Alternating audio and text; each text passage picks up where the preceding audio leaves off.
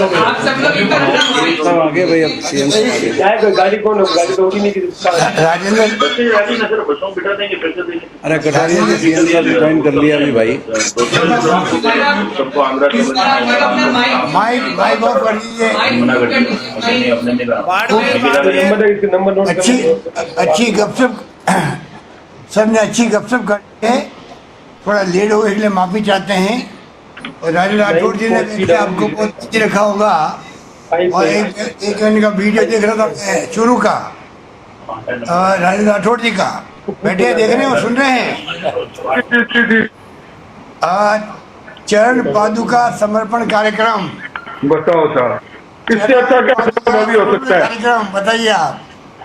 और लहर फुटवेयर को दानदाता को धन्यवाद, आपने सबको चरण पादुका दे दी है। देखो आराम से लोग आएंगे। क्या शानदार प्रोग्राम किया आपने। बताओ साहब, आप प्रभावित हुए साहब इस प्रोग्राम से? चरण पादुका सीधी सीधी चरण पादुका साहब, ये अच्छा प्रोग्राम है। ये तो बहुत आइटम बनाइए पूरे कंट्री के अंदर। हाँ धन्यवाद।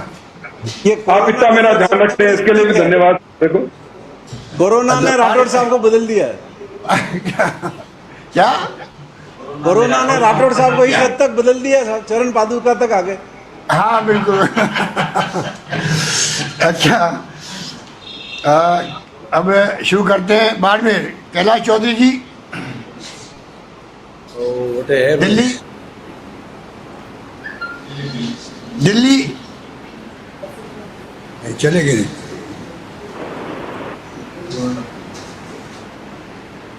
हरीश चौधरी जी नहीं आ रहे। नहीं, कैलाश चौधरी नहीं है। हरीश चौधरी जी,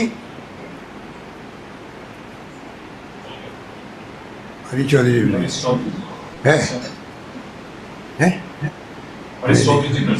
दिख रहे। अच्छा तो मेवाराम जैन, अमीन साहब, अमीन खान साहब, मेवाराम जैन बोल रहा हूँ सर। बोलिए। आप नहीं जी, पहले तो बहुत बहुत धन्यवाद देना चाहूँगा कि ये राजस्थान के अंदर जिस तरह से आप इसकी व्यवस्था कर रहे हैं, बहुत बढ़िया, बहुत बहुत बधाई देना चाह रहा हूँ। और इसके साथ साथ मैं एक दो बात आपसे निवेदन करना चाहूँगा। एक तो प्रवासी राजस्थान ने ऐसी हालत खराब कर रखी हमारी, मेरी तो नींद ही उड़ा दी सर।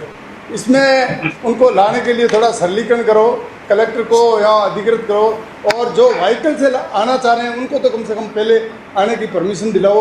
और बाकी इतनी परेशानी हो रही है, मैं रात और दिन फ़ोन पे सो नहीं सकता, ऐसी मतलब हालत ख़राब कर रखी है। तो आप इसके लिए एक थोड़ा ये करो। हालांकि आज आपको धन्यवाद भी दूंगा, एक ट्रेन हमारे रवाना हुई है, यहाँ से गई है बिहार के लिए, आज अभी रवाना हुई है 12 बजे।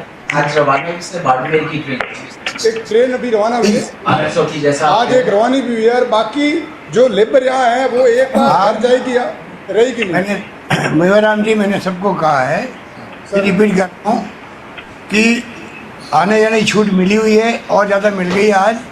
आप तो अपनी तैयारी करो, कौन से कहाँ से लाना है, पॉइंट कौन से हैं, ठीक है, कितनी संख्या है, क्या क्या नाम है, मोबाइल नंबर क्या है सर। भेज दीजिए, कलेक्टर के पास भेज दीजिए, हमारे यहाँ भेज दीजिए, ठीक है। दूसरा सर निवेदन मेरा था, आपने खाद्य सुरक्षा में 80% अपने उसमें कवर हो रहे हैं। अभी आपने 60 लाख की एक और कर दी, उसमें भी जो बाकी बचे हुए कुछ वो कवर होंगे। पर मेरा निवेदन है आपसे सर, जो इससे वंचित हो रहे हैं APL, अब वो सिर्फ 8 से 10% ही नहीं है। उनको अगर आप 25 किलो गेहूँ अब अगर इस 2 महीनों के लिए अगर दे देंगे आप, 550 रुपये कॉस्ट आती है सिर्फ उसकी, आप इनको दे दो। ये बहुत दुखी है, कोई मदद उनको किसी तरह की सहायता नहीं मिल रही है। ये आप कर लोगे तो सर आपकी पूरी राजस्थान में बहुत वाहवाही होगी। और एक तीसरा अभी जो आप नहीं आए नहीं किए सर, तीसरा सर एक जो कृषि मंडी पर आपने जो अभी सेस लगाया है, 2% एक्स्ट्रा किया है, इसको साहब कम करो, क्योंकि हमारे गुजरात के अंदर टैक्स लग नहीं रहा है, पड़ोस में है तो सारा अवैध व्यापार होगा और हड़तालें हैं, कृषि मंडी सारी बंद पड़ी है। इसको कम करने की आवश्यकता है, या तो ख़त्म करो या फिर कम करो। इस कोरोना वायरस के अंदर दुकानें बंद है, बाहर में सामान जाएगा नहीं, तो ये हड़ताल ख़त्म हो। और इनकी एक डिमांड है साहब, इस पर ध्यान दें सर। और चौथा, जिस तरह से सरलीकरण में कलेक्टर को आपने अधिकृत किया है। अब कोई बीमार है सब, हॉस्पिटल जाना है, कैंसर का रोगी है, अहमदाबाद जाना है, इनके लिए तो परमिशन के लिए सरलीकरण करेंगे। और जब होम मिनिस्टर हो हम कहाँ कब तक दिला पाएंगे, ये तो इनको ठीक है। तो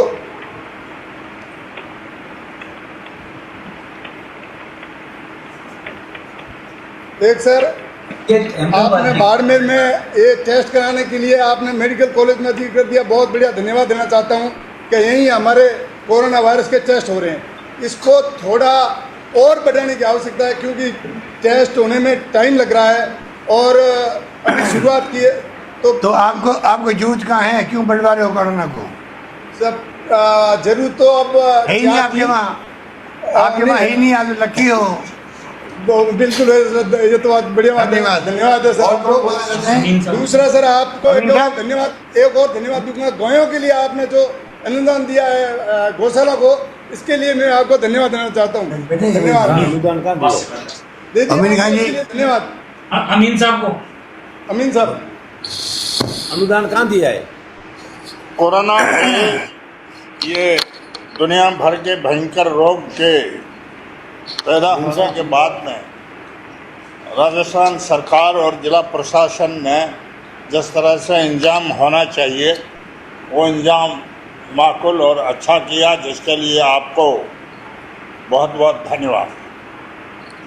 दूसरी बात मैं आपको ये कहना चाहता हूँ, अभी मेवाराम ने भी कहा, सामान्य आम रोगी लोग हैं, उस कोरोना की व्यवस्था में व्यस्त होने से सारा मेडिकल डिपार्टमेंट और दूसरा स्टाफ से वो लोग ज़्यादा परेशान हो रहे हैं। अब जैसे मान लो कोई सीरियस बीमार आदमी है और अहमदाबाद में उसका इलाज है, तो उसकी परमिशन के लिए तत्काल यहाँ जिला लेवल पर इंतजाम होना चाहिए।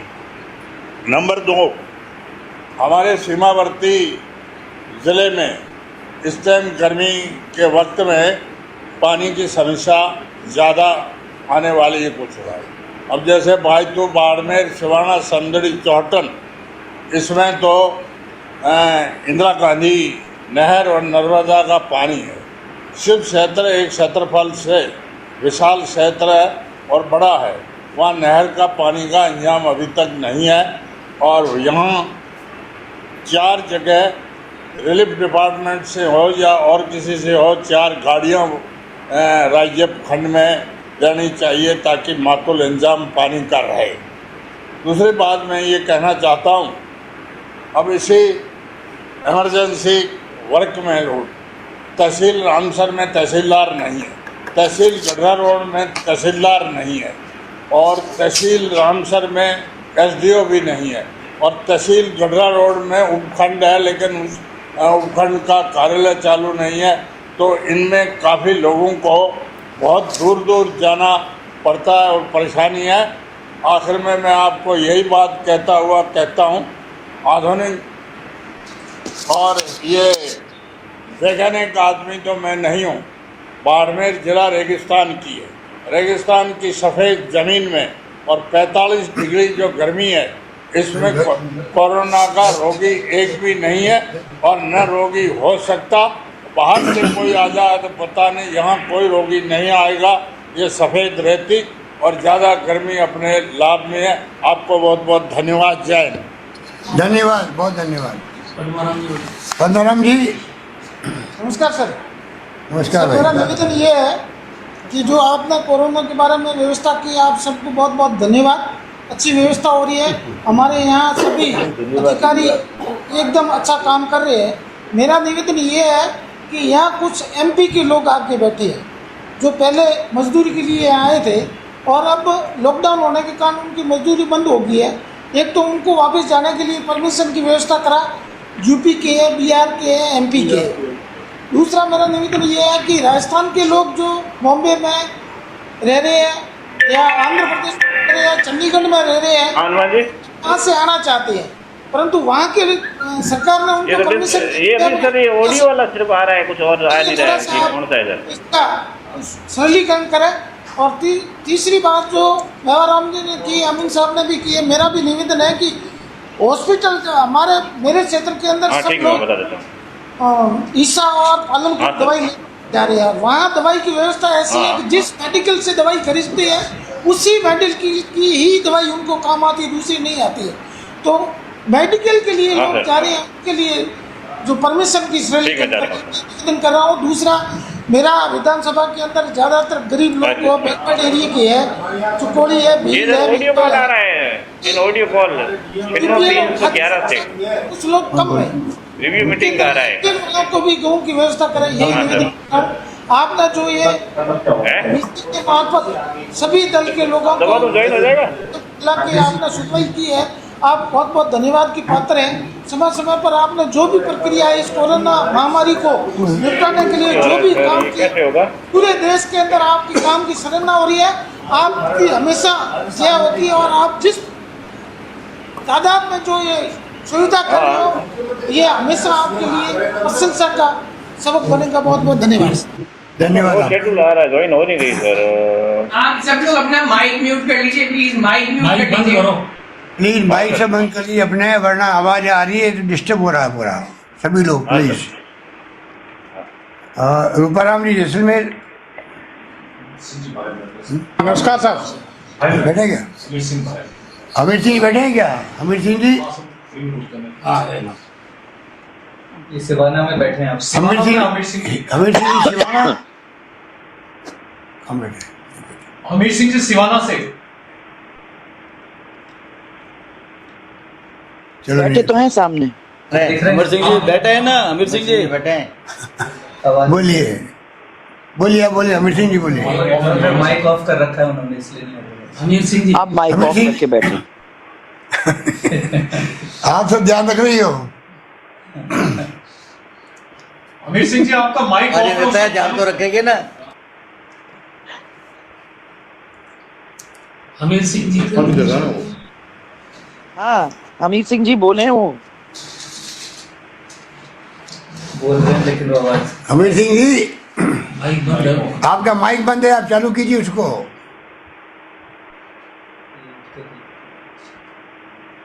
चलो रूपाराम जी करते हैं। रूपाराम जी, रूपाराम जी, सर नमस्कार। नमस्कार। आपने बोलने का मौका दिया, बहुत बहुत धन्यवाद। मैं सर ये कहना चाहूँगा कि कोरोना का जब असेंबली चल रही थी उस वक्त शुरुआत जैसलमेर से जो टूरिस्ट यहाँ से गए उनसे नाम से हुई थी, और जैसलमेर में बहुत बड़ा स्कोप था कोरोना फैलने का। उस वक्त कम से कम 13-14 देशों की और कई स्टेट के यहाँ लोग थे, तो संभावनाएं बहुत ज़्यादा थी होटल व्यवसाय की वजह से। लेकिन आप लोगों के जो शुरू से सख्त निर्देश हुए और प्रशासन ने, हमने सबने मिलकर जो किया, तो स्थितियां बहुत ही कंट्रोल में हैं। जितने भी आपके निर्देश थे पूर्ण पालना हो रही है। आज से लगभग 36 दिन पहले पोकरण में पहला पॉजिटिव केस आया था, फिर धीरे धीरे 35 हुए, हम लोग रेड जोन में चले गए थे। लेकिन आपके निर्देशों के अनुरूप, गाइडलाइन के अनुरूप काम करने के यहाँ के प्रशासन, हम सब ने मिलके आज की तारीख में दिन 36 हुए, फर्स्ट केस आया था। आज सिर्फ एक रहा है, 34 उसमें वापस नेगेटिव हो गए हैं, और 35वां जो पॉजिटिव था उसकी भी परसों रिपोर्ट 13 दिन के बाद नेगेटिव आ गई है। कल या परसों वो भी आ जाएगा। तो रेड से हम जोन से ऑरेंज में आ गए हैं और सब कुछ अच्छा रहा तो हम शायद 6-7 दिन के अंदर ग्रीन जोन में आएंगे। अब मेरे इसमें कुछ सुझाव हैं। एक तो सर, जो अभी आपने फाइनल व्यवस्था की है, जो बाहर मजदूर है हमारे जैसलमेर के करीब 7-7.5 हज़ार है, रजिस्ट्रेशन हो गया है। अभी जो एडिशनल इन्फॉर्मेशन कुछ मांगी गई थी स्टेट से आपके द्वारा, तो उसके अंदर एक प्रावधान रखा है कि भाई वो अपने वाहन का नंबर भी दे। तो अभी क्या कि जो लोग कर्नाटक या कई जगह हैं, तो यहाँ से एनओसी जारी होना, फाइनल पास लेना, इसमें करीब 3 से 4 दिन का गैप मिनिमम लग जाएगा, अपन फास्ट करें तो भी। तो अभी उनको वहाँ पे छोटा या बड़ा व्हीकल 5 दिन एडवांस में निश्चित नहीं हो पा रहा है। तो उसके लिए सब उसमें ऑप्शन जो अपनी साइट है उसमें वाहन निजी का भले लिखवा लें, लेकिन उसके नंबर है जो हटवा दें। नंबर देने के वजह से कईयों का रजिस्ट्रेशन हो नहीं पा रहा है, वो नंबर दे नहीं पा रहे हैं। दूसरी चीज़ ही साहब, मजदूर जो एडिशनल आए हैं और यहाँ के मजदूर हैं, इनको सब मिला के खेती जून जुलाई के आसपास होगी। उससे पहले मजदूर सब फ्री है, तो सर इसमें निवेदन ये था कि नरेगा के अंदर एक तो जैसे आपकी बातचीत चल रही संभव हो अगर 100 दिन का 200 दिन कर दिया जावे, फिर प्रति जॉब कार्ड जो एक आदमी लगता है कि यहाँ 12 महीने काम आदमी करता नहीं है, पर्टिकुलर ये पीरियड जैसे करते हैं, तो एक जॉब कार्ड के जैसे 100 दिन है तो उसके 2 आदमी भी एक साथ लग जावे। तो नरेगा के लिए 2 आदमी एक जॉब कार्ड में एक साथ लग जाए, क्या उसके डेज तो 100 फिक्स है, तो अभी पर्टिकुलर पीरियड है उसमें उस मजदूर को तकलीफ है, उसके परिवार के बाहर से भी आए हैं कुशल मजदूर, वो भी बेरोजगार हो गए हैं, तो उसको ये पीरियड जून तक का है, उसको एक जॉब कार्ड में 2 अलाउ करें, टोटलिटी में भले 100 दिन हो जावे। दूसरे सर जो अपने इंडिया में पॉपुलेशन डेंसिटी है वो करीब 400 वर्ग किलोमीटर में 400 आदमी कह रहे हैं कि हाँ भाई तो मैं तो नहीं जाऊंगा, यहाँ कनेक्ट होती है तो हो जाए, नहीं तो नहीं जाऊंगा। गई सर मैं निवेदन कर रहा था, पूरे भारत में जो पॉपुलेशन डेंसिटी है वो 1 वर्ग किलोमीटर में 400 है और राजस्थान में करीब 200 है और जैसलमेर की डेंसिटी है वो 20 आदमी है, मतलब 1 स्क्वायर किलोमीटर में सिर्फ 20 आदमी है, तो ऑलरेडी कोई नज़दीकी नहीं है, सोशल डिस्टेंस तो है। तो मेरा निवेदन ये था कि लोग हटे या रिलैक्सेशन हो, तब ये पॉपुलेशन डेंसिटी का ध्यान में रखते हुए गांव के अंदर जैसे छोटे छोटे काम है, कोई एमएलए का है अदर प्रोग्राम में है, तो ये काम कर लेना चाहिए। गाँव में वैसे 10-15 जने आदमी साथ होके बातें करते हैं, अगर उसको छोटे छोटे काम लगाओगे तो 4-5 अलग भी हो जाएंगे और उसमें कुशल आए हैं उनको भी काम मिल जाएगा। एक सर इससे रिलेटेड है, आने वाला जो फसल का टाइम है और लोगों के आए है नहीं, टिड्डी दल का पिछली बार भी जबरदस्त स्कोप था, तो इस बार जो खरीफ की फसल है लोगों को मन में डर है कि अभी टिड्डी आ जाएगी, तो पिछली बार हमारी करीब 7.5 लाख हेक्टेयर में खरीफ की बुआई हुई थी, तो अब की बार लोगों को डर है कि पिछली बार से भी एडवांस आ गई टिड्डी, आ रही है सबको मालूम है, आ गई अपना कंट्रोल करना चलना पड़ेगा, तैयारी करनी पड़ेगी अभी से अपने को। माइक बंद हो गया भाई। पिछली बार सर जो लोकेश डिपार्टमेंट को काम करना था वो 26 वर्ष के बाद अमीर सिंह सिवाना ये कहाँ गया?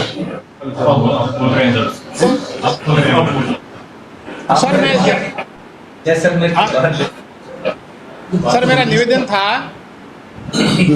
हाँ मैं निवेदन कर रहा था सर, उसमें निवेदन में ये कर रहा था कि यहाँ जैसलमेर का जो पाकिस्तान से लगती हुई सीमा है वो करीब 464 किलोमीटर है।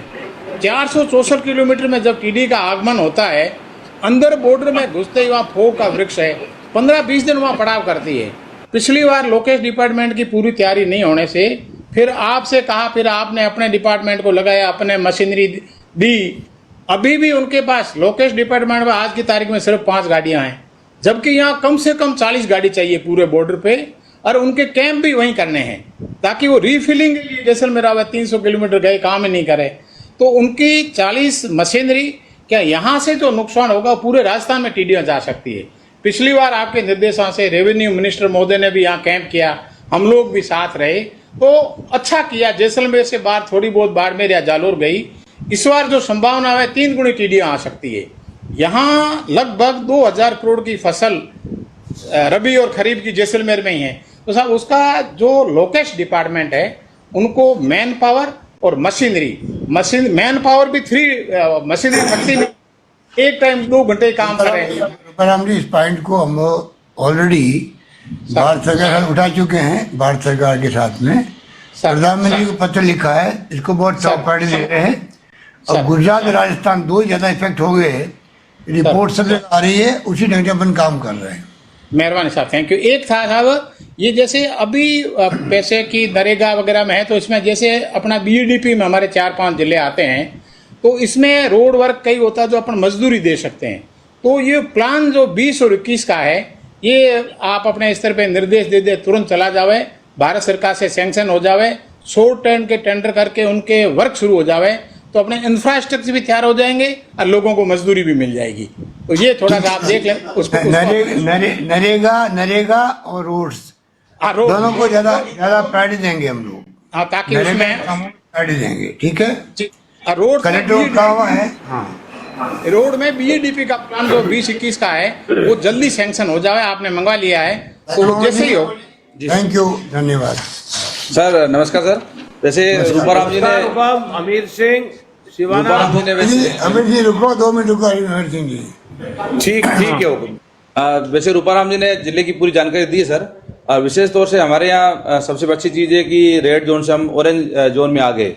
और पोखरण में एक ही व्यक्ति है, वो समझता हूँ जल्दी वो भी ठीक हो जाएगा।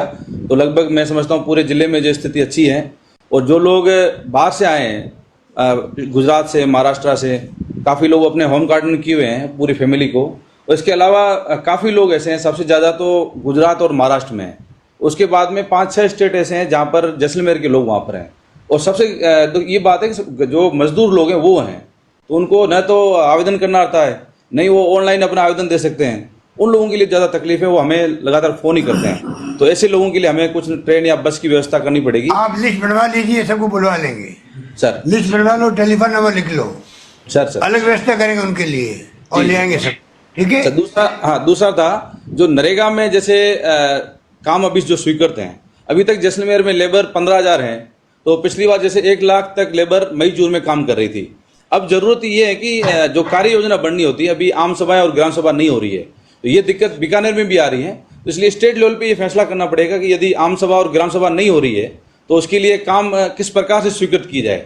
जैसे आपने निर्देश दिए थे कि वन विभाग और पीएचडी, आरएसबी, उसके लिए भी क्या इस लेबर को नरेगा में काम ले सकते हैं क्या? तो ये स्टेट लेवल पे आपको फैसला लेना पड़ेगा उनके लिए क्या किया जाए। और तीसरी जो सर मैं एक निवेदन कर सकता हूँ। मंत्री जी ये फरमा रहे हैं सर कि नरेगा के जो कार्य स्वीकृत होते हैं उसके लिए सर अपने एनुअल एक्शन प्लान होना जरूरी होता है। और एनुअल एक्शन प्लान जो है सर वो जिला परिषद से सर स्वीकृत होना जरूरी होता है। बट अभी चूंकि पंचायतों की बैठक नहीं हो पा रही है, जिला परिषद की नहीं हो रही है, इसलिए राज्य स्तर पे इसका एग्जाम्पशन दे दिया जाए, जिससे बड़ी संख्या में कार्य शुरू हो। ये अच्छी चीज है सर, इसको ठीक है।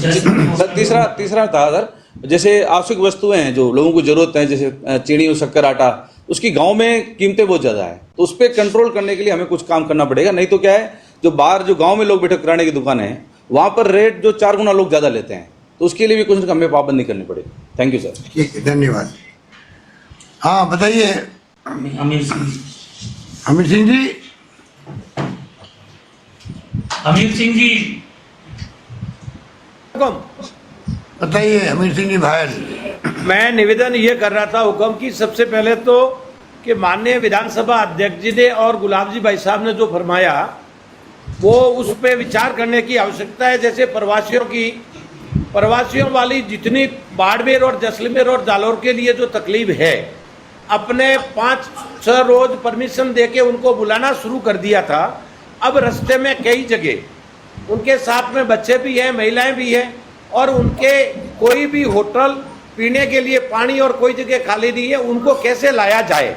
और एक निवेदन कर रहा था, आपने जो महाराष्ट्र से लगाकर, गुजरात से लगाकर कर्नाटक और तमिलनाडु तक आपने प्रभारी बनाए, मुझे बड़े खेद के साथ कहना पड़ रहा है कि विधायक का फोन भी कोई प्रभारी अटेंड नहीं करता, तो प्रवासी का फोन कौन अटेंड करेगा?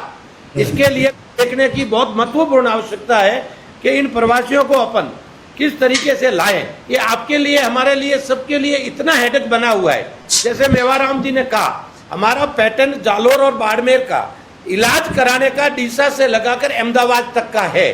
तो हर मरीज इधर जाने की कोशिश करता है और वो परमिशन, मैं आपको परसों के 2 दिन पहले का निवेदन कर रहा हूं।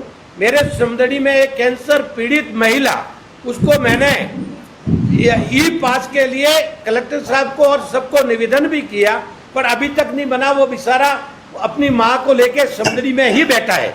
मतलब ये पागल लोग हैं। मैं अर्ज कर रहा हूँ आपको, ये प्रवासियों की तो बात मैंने आपको निवेदन कर दी।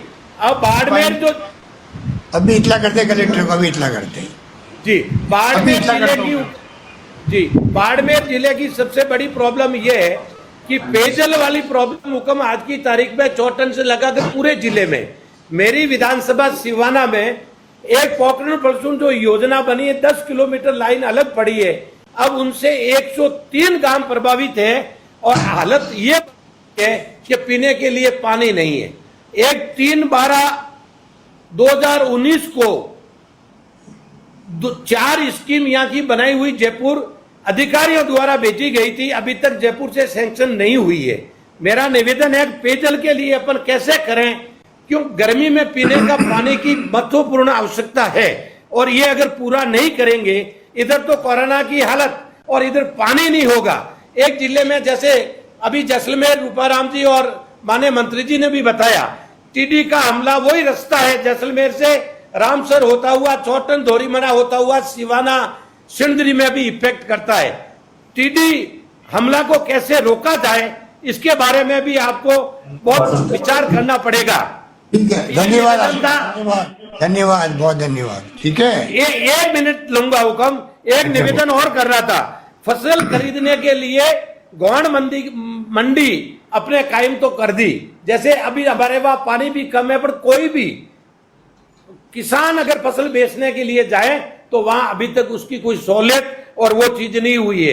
एक खाद्यान्न में, जैसे मेवाराम जी ने भी कहा, अब लोगों को गेहूं मिल रहा है भारत सरकार, राजस्थान सरकार से, पर खाद्यान्न में कई वंचित लोग रह गए, उनकी पेंडेंसी इतनी फाइलें पड़ी है, कोई भी आपके एसडीएम नहीं निकाल रहा है, उनको भी आप थोड़ा दिखवाएं।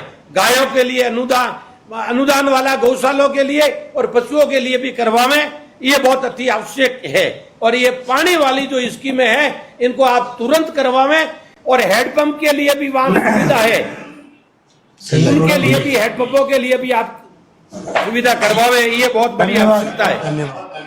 ओके, अच्छा, अब बीडी कल्ला साहब, प्रभारी मंत्री।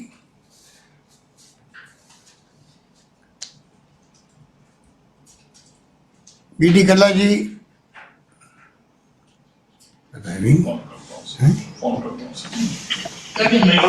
आवाज आ रही है सर? आ रही है, बोलिए आप। नमस्कार सर। नमस्कार।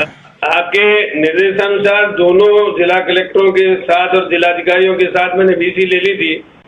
प्रमुख रूप से जो पीने के पानी की समस्या उठाई है, सिवाना में वास्तव में प्रॉब्लम है। अभी 5 ट्यूबवेल हमने सैंक्शन किए थे, उसमें दोनों कुएं सूखे निकले, लेकिन जिला कलेक्टर को परिवहन के लिए पैसे दिए हुए हैं, वो जनप्रतिनिधियों के साथ मिलकर जहां जहां पानी नहीं पहुंच रहा है, परिवहन के माध्यम से वहां पानी पहुंचाएंगे। इसके अलावा प्रोजेक्ट की जो पानी की स्कीमें हैं, उसमें ठेकेदार के काम नहीं करने के कारण उसके खिलाफ कार्रवाई की जा रही है, और रिस्क एंड कॉस्ट बेसिस के आधार पर नए टेंडर करके उन कामों को शुरू कराने का प्रयास किया जाएगा। जहां तक माइग्रेंट लेबर का सवाल है, इसमें मेरा एक सुझाव है कि किसी के घर में मान लो मरना हो जाए अथवा कोई मेडिकल इमरजेंसी है, उसके पासेज तो जिला कलेक्टर के माध्यम से दिए जाने चाहिए। लेकिन जो लॉकडाउन के कारण लोग फंस गए हैं, उसमें जो आपने अभी प्रक्रिया बनाई है वो बिल्कुल अच्छी है, उसके आधार पर लोगों का आवागमन किया जा सकता है। आपने स्पेशल ट्रेन के बारे में भी प्रबंध किए हैं, और भी परिवहन की जो व्यवस्था की है वो अपनी जगह बिल्कुल दुरुस्त है। मनरेगा में प्राय बाड़मेर और जैसलमेर में निजी काम तो बहुत अच्छे चल रहे हैं, लेकिन मैंने उनको निर्देश दिए हैं कि सार्वजनिक जो नालियां हैं उनका काम, सड़क का काम, सीएडी वर्क्स कहीं चल रहे हो तो उन काम को प्राथमिकता दी जानी चाहिए। इसके अलावा बाड़मेर में और जैसलमेर में खासतौर से स्वास्थ्य कर्मियों के पद काफी रिक्त हैं, अन्य विभागों के भी रिक्त पद है, उनकी सूची मैंने मंगवाई है। मेरा आपसे आग्रह है कि सभी संबंधित विभागों को ये निर्देश दिए जाएं कि रिक्त पदों की पूर्ति कर दें, तो इन जिलों में अच्छा काम हो जाएगा कोविड-19 के वक्त में। इसके अलावा टिड्डी की जो समस्या है बायतू क्षेत्र में विशेष रूप से आई है, और आगे आने वाले वक्त में निश्चित रूप से ये काम टिड्डी उन्मूलन का भारत सरकार का है। भारत सरकार की गाड़ियां बहुत कम है, लेकिन फिर भी राज्य सरकार की तरफ से पिछली बार भी करीब 60 गाड़ियों से टिड्डी उन्मूलन का कार्य इन दोनों जिलों में किया गया था, और आगे भी पूरी व्यवस्था है। लेकिन भारत सरकार से मैंने जिला कलेक्टर्स को ये कहा है कि वो तालमेल करके उनकी संख्या बढ़ाएं, और टीडी उन्मूलन के बारे में पहले हवाई स्प्रे वगैरह किया जा रहा था, उस काम को भी शुरू किया जाना चाहिए।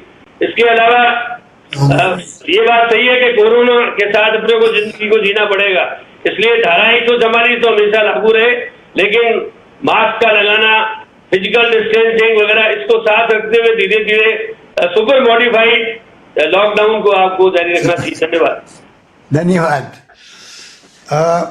जालोर देवजी पटेल साहब, MP साहब।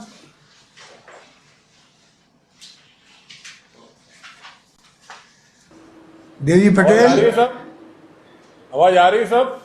हाँ बोलिए। आ रही है आवाज। बोल रहा हूँ, सांचौर से बोल रहा हूँ। हाँ बोलिए सांचौर से। धन्यवाद साहब, आपने VC के माध्यम से हम लोगों से वार्ता की, और वसुंधरा जी को भी धन्यवाद, वो भी हमारे साथ में जुड़े हुए हैं। सब एक तो विषय यह आता है कि जनप्रतिनिधियों द्वारा फोन किया जाता है नोडल अधिकारी को। मैंने आपसे भी पहले भी निवेदन किया था, वो आपके जो अधिकारी आपने लगाए वो एक भी फोन रिसीव नहीं कर रहे, या फिर उनको फोन लगता नहीं है और वहां पे आता है कि ये नंबर अमान्य है। मैंने पहले भी आपसे निवेदन किया, वो अभी तक ठीक नहीं हुआ, मैंने अभी भी चेक करवा लिया। इसमें मेरा एक छोटा सा सुझाव है सर कि उन नोडल अधिकारियों के ऊपर एक एक मंत्री को अगर आप नोडल मिनिस्टर वहां पे लगा देंगे तो शायद स्टेट वाइज हम सांसद या MLA उनसे बात करके कम से कम ये कार्रवाई हम करवा सके, जिससे लोगों को राहत मिलेगी। एक दूसरा सर, आपने कहा कि ट्रेन जो है आपकी 6 महीने लगेगी। 6 महीने आपने खुद ने कहा है सर, 6 महीने आपने कहा है, और आपने कहा कि डेटा हम तैयार करके दे दें। सर कौन MLA और कौन MP प्रायोरिटी तय करेगा, ये आप सोचिए। कौन किसकी प्रायोरिटी दे सकता है क्या? इससे तो बेटर है आप एक इसमें कलेक्टर को आप निर्देशित कर सकते हैं कि हम यहाँ से गाड़ी भेजें, बॉम्बे में अगर कोई परिजन हमारा रह रहा है, यहाँ से ड्राइवर गाड़ी लेके जाए और उस परिजन को लेके आ जाए, वो अपने स्व खर्चे पे आ जाएगा। ऐसी व्यवस्था अगर आप करेंगे तो सोशल डिस्टेंस के साथ साथ हम ये भी कार्य कर सकते हैं, इसमें आपको बहुत फायदा होगा। नहीं, इसको करवाएंगे। एक विषय सर मैं ये आपसे निवेदन करना चाहूंगा, गाड़ी जाए लिया वहां पर क्या? नहीं सर, आपने यहाँ से परमिशन लेनी बंद है आपकी। एक मेरा सर निवेदन है, जैसे कई आउटसाइड हमारे लेबर बैठे हैं जिनके पास में वहां गांवों के अंदर, जैसे कर्नाटक है या कोई भी ऐसा प्रदेश है जहां पे छोटे छोटे गांवों में लोग बैठे हैं और उनके पास में हमारी ट्रेन नहीं पहुंच सकती है, उनके पास में आने के लिए व्हीकल नहीं है। आपको वहां पे फूड जो है, उस फूड के लिए हमें व्यवस्था करनी चाहिए। उसके लिए फूड पोर्टेबिलिटी ऐसी अगर हम व्यवस्था कोई ऑपरेट करें कि वहां की सरकार को, हम जो परिवार वहां रह रहा है जो आइडेंटिफाई होता है, भले MLA से कांटेक्ट करें या MP से कांटेक्ट करें, हम कलेक्टर को दें और उसको वहां पे फूड मिले ताकि वो कम से कम अपना जीवन यापन कर सके। ऐसे मेरे पास में कई केस आए। टाटपत्री करके एक आंध्रा में गांव है, उस गांव के अंदर एक चाय बेचने वाला परिवार बैठा है। सर वो चाय बेचने वाले परिवार के पास में फूड की समस्या है, तो इस समस्या का भी समाधान हम वहां पे कर सकते हैं। एक दूसरा सर, अभी लोग जो है वो बेरोजगारी और ये सब चीजें बढ़ रही है। कई लोग ऐसे हैं जो इंजीनियर है, कई लोग ऑपरेटर हैं वो हमारे यहाँ के, और वो बीच में ये क्वारंटाइन जब शुरू हुआ या जब लॉकडाउन शुरू हुआ तब हमारे क्षेत्र में आ गए। वो वापस गुजरात है या वहां पे जाना चाह रहे हैं। अभी आपने जाने की परमिशन बंद कर रखी है। मेरा नहीं, कोई बंद नहीं भैया, बंद नहीं। जालोर कलेक्टर ने मना किया, आप कंफर्म कर लीजिएगा। अच्छा, ऐसा करिए, साथ में बोलता हूँ। मेरा आपसे निवेदन है कि उनके ये SDM मेरे पास में बैठे, SDM साहब को भी पता है। मेरा आपसे निवेदन है कि इन विषय पे भी हमें ध्यान रखना चाहिए कि भाई जो ऑपरेटर जाना चाह रहा है और वो रोजगार कमाना चाह रहा है, उसको हम रोजगार कमाने दें, क्योंकि इसके बिना हम ये सारी चीजों की समस्या का समाधान नहीं कर पाए। एक सर अभी नई समस्या आई है, आपने महाराष्ट्र के कुछ लोगों ने मेरे को फोन करके कहा कि साहब हमें SMS के माध्यम से ट्रेन का मैसेज मिल गया, लेकिन अचानक मैसेज ये आया कि ट्रेन कैंसिल हो गई। सर अगर उसके पास में मैसेज जा रहा है और ट्रेन कैंसिल होती है तो उस परिवार के ऊपर क्या गुजरेगी, ये हमें जरूर देखना चाहिए। एक क्वारंटाइन किए हुए कई प्रदेश के अंदर हमारे लोग बैठे हैं, जैसे पूना के अंदर एक सेंटर में क्वारंटाइन किए हुए हमारे 32 लोग बैठे हुए। सर मैंने मेरे लेटर पैड पे लिख के कलेक्टर को मेरे माध्यम से बता दिया कि भाई यहाँ पे ये लोग बैठे हैं, उसका फोटोग्राफ्स वगैरह सब भेज दिया। लेकिन विषय यह आया कि नहीं, वहां का कलेक्टर हमें निवेदन करेगा तब हम उन लोगों को निकालेंगे। सर ये कौन सा नियम है, वहां का कलेक्टर जब आपको आवेदन करेगा, एक जनप्रतिनिधि होने के नाते अगर मैं बोल रहा हूं तो जनप्रतिनिधि क्या झूठ बोल रहा है? अगर मैं आपको फोन नंबर दे रहा हूं कि भाई वो वहां पे क्वारंटाइन किए हुए बैठे हैं, आप 40 दिन से उनको बेचारों को निकालिए, उनकी प्राइवेट गाड़ी है। सर इस पे अगर हम ध्यान नहीं देंगे तो शायद कोरोना से लड़ने के लिए जो प्रवासियों में अफरा तफरी है। जी सर ठीक है, शायद कुछ बोल रहा है। नहीं, जो भारत सरकार की गाइडलाइन है सर उसके अकॉर्डिंग टू सारे फैसले हो रहे हैं। आज अभी वीसी हुई है कैबिनेट सेक्रेटरी के साथ में, सीएच की, चीफ सेक्रेटरी की। काफ़ी इसमें जो आप बोल रहे हो उस पर काफ़ी डिस्कशन हुआ है। उम्मीद करते हैं शाम तक नए ऑर्डर आएंगे, उसके हिसाब से अधिक सुविधा मिलने लग जाएगी अपने को। अब एक नया विषय सर शुरू हो गया आंध्र प्रदेश के अंदर। कुछ दिनों पहले चीफ सेक्रेटरी आंध्रा ने ये कह दिया कि सारे ऑर्डर जो है वो मैं खुद निकालूंगी।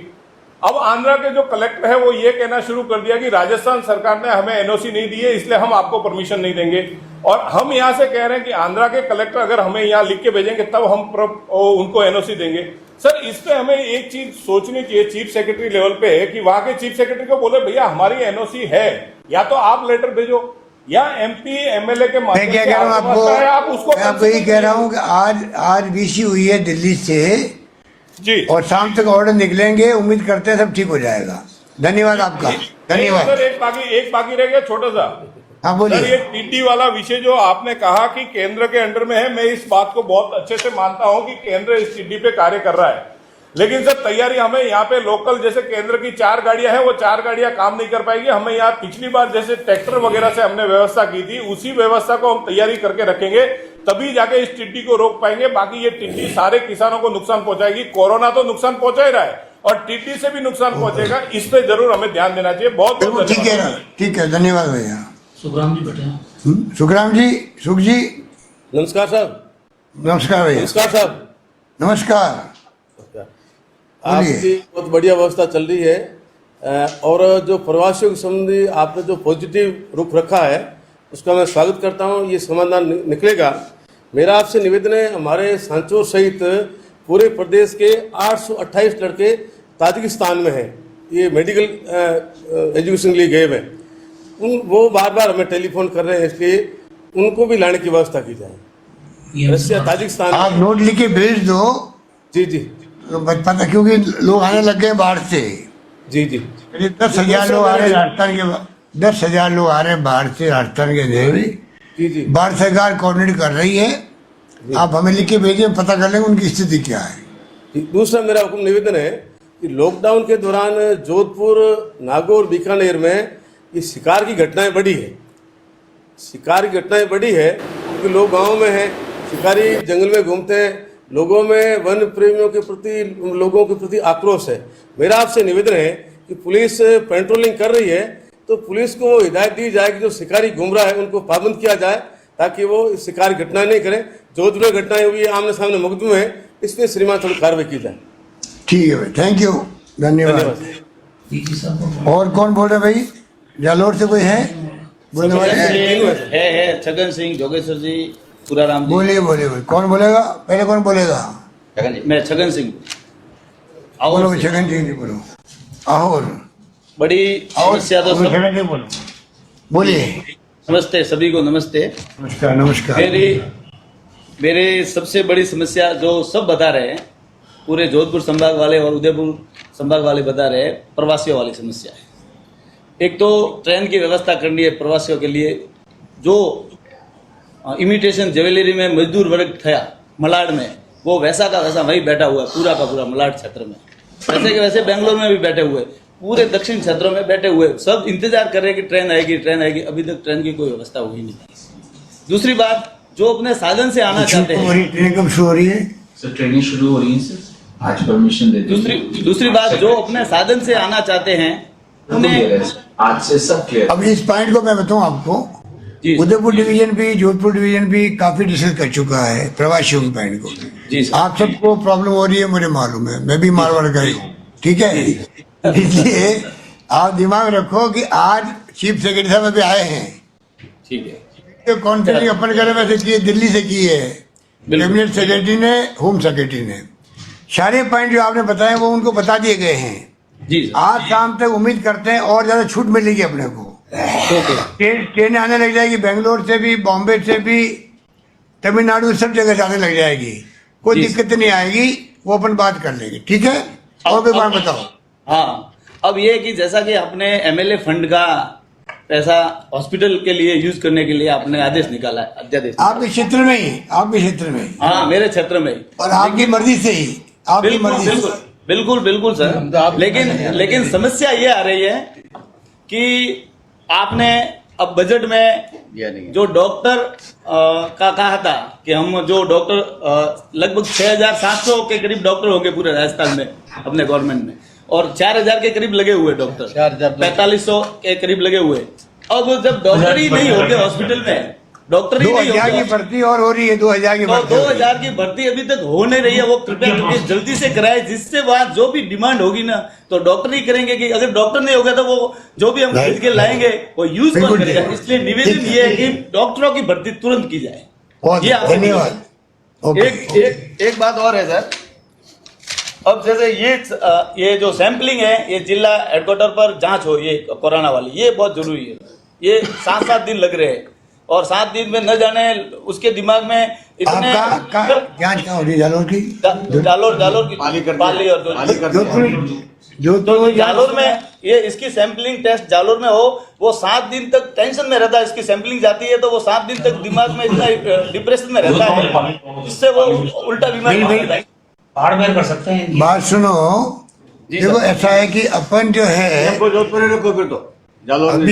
अभी ऐसा है जी सर, अभी जोधपुर हो रही है, पर हमारा एम है अल्टीमेटली हर जिले में लैब खुले, हर जिले के अंदर जल्दी हो। काम चल रहा है, एक साथ खुल नहीं सकती।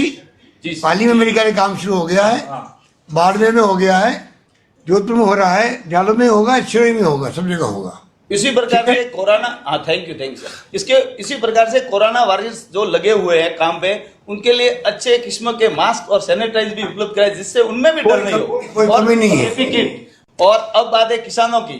आप कृषि मंडी भी आपके पास भी है, तो मेरे और विधानसभा में गेहूं खरीदने के लिए बार बार मैंने रिक्वेस्ट भी भेजी, आपको भी पत्र लिखा था, लेकिन गेहूं समर्थन मूल्य से नहीं खरीदा जा रहा है, और में वो भी सुमेरपुर में। और इस समय सुमेरपुर में कैसे किसान जाए, इसलिए मैं निवेदन करूंगा कि और में 5 जगह पर गेहूं खरीदने के लिए आपको भी यहाँ से एप्लीकेशन भी दी हुई है, और लगभग सबने कहा था कि कलेक्टर ने भी कहा था कि आपका गेहूं खरीदने का यहाँ से हो जाएगा, लेकिन अभी तक हुआ नहीं। तो ये नोट कर लिया, ठीक है, नोट कर लिया, थैंक यू, धन्यवाद। एक और है, किसानों की बड़ी समस्या है। जो 6 घंटे की लाइट थी, आज ही मेरे पास बहुत से किसानों के फोन आए कि अब 5 घंटे दे रहे, तो कृपया करके वो 6 घंटे तो करीब कम से कम दे। गर्मियों में पानी उल्टा एक तो कम है, और 5 घंटे में क्या तो पिएगा और क्या रहेगा यूं। तो ये भी निवेदन है कि किसानों की समस्या को देखते हुए। सेकेंडरी ठीक है, मैं बात कर रहा हूँ। योगेश्वर जी, ये नमस्कार। मेरी समस्या एक ही है जो सबने बता दी, प्रवासियों वाली।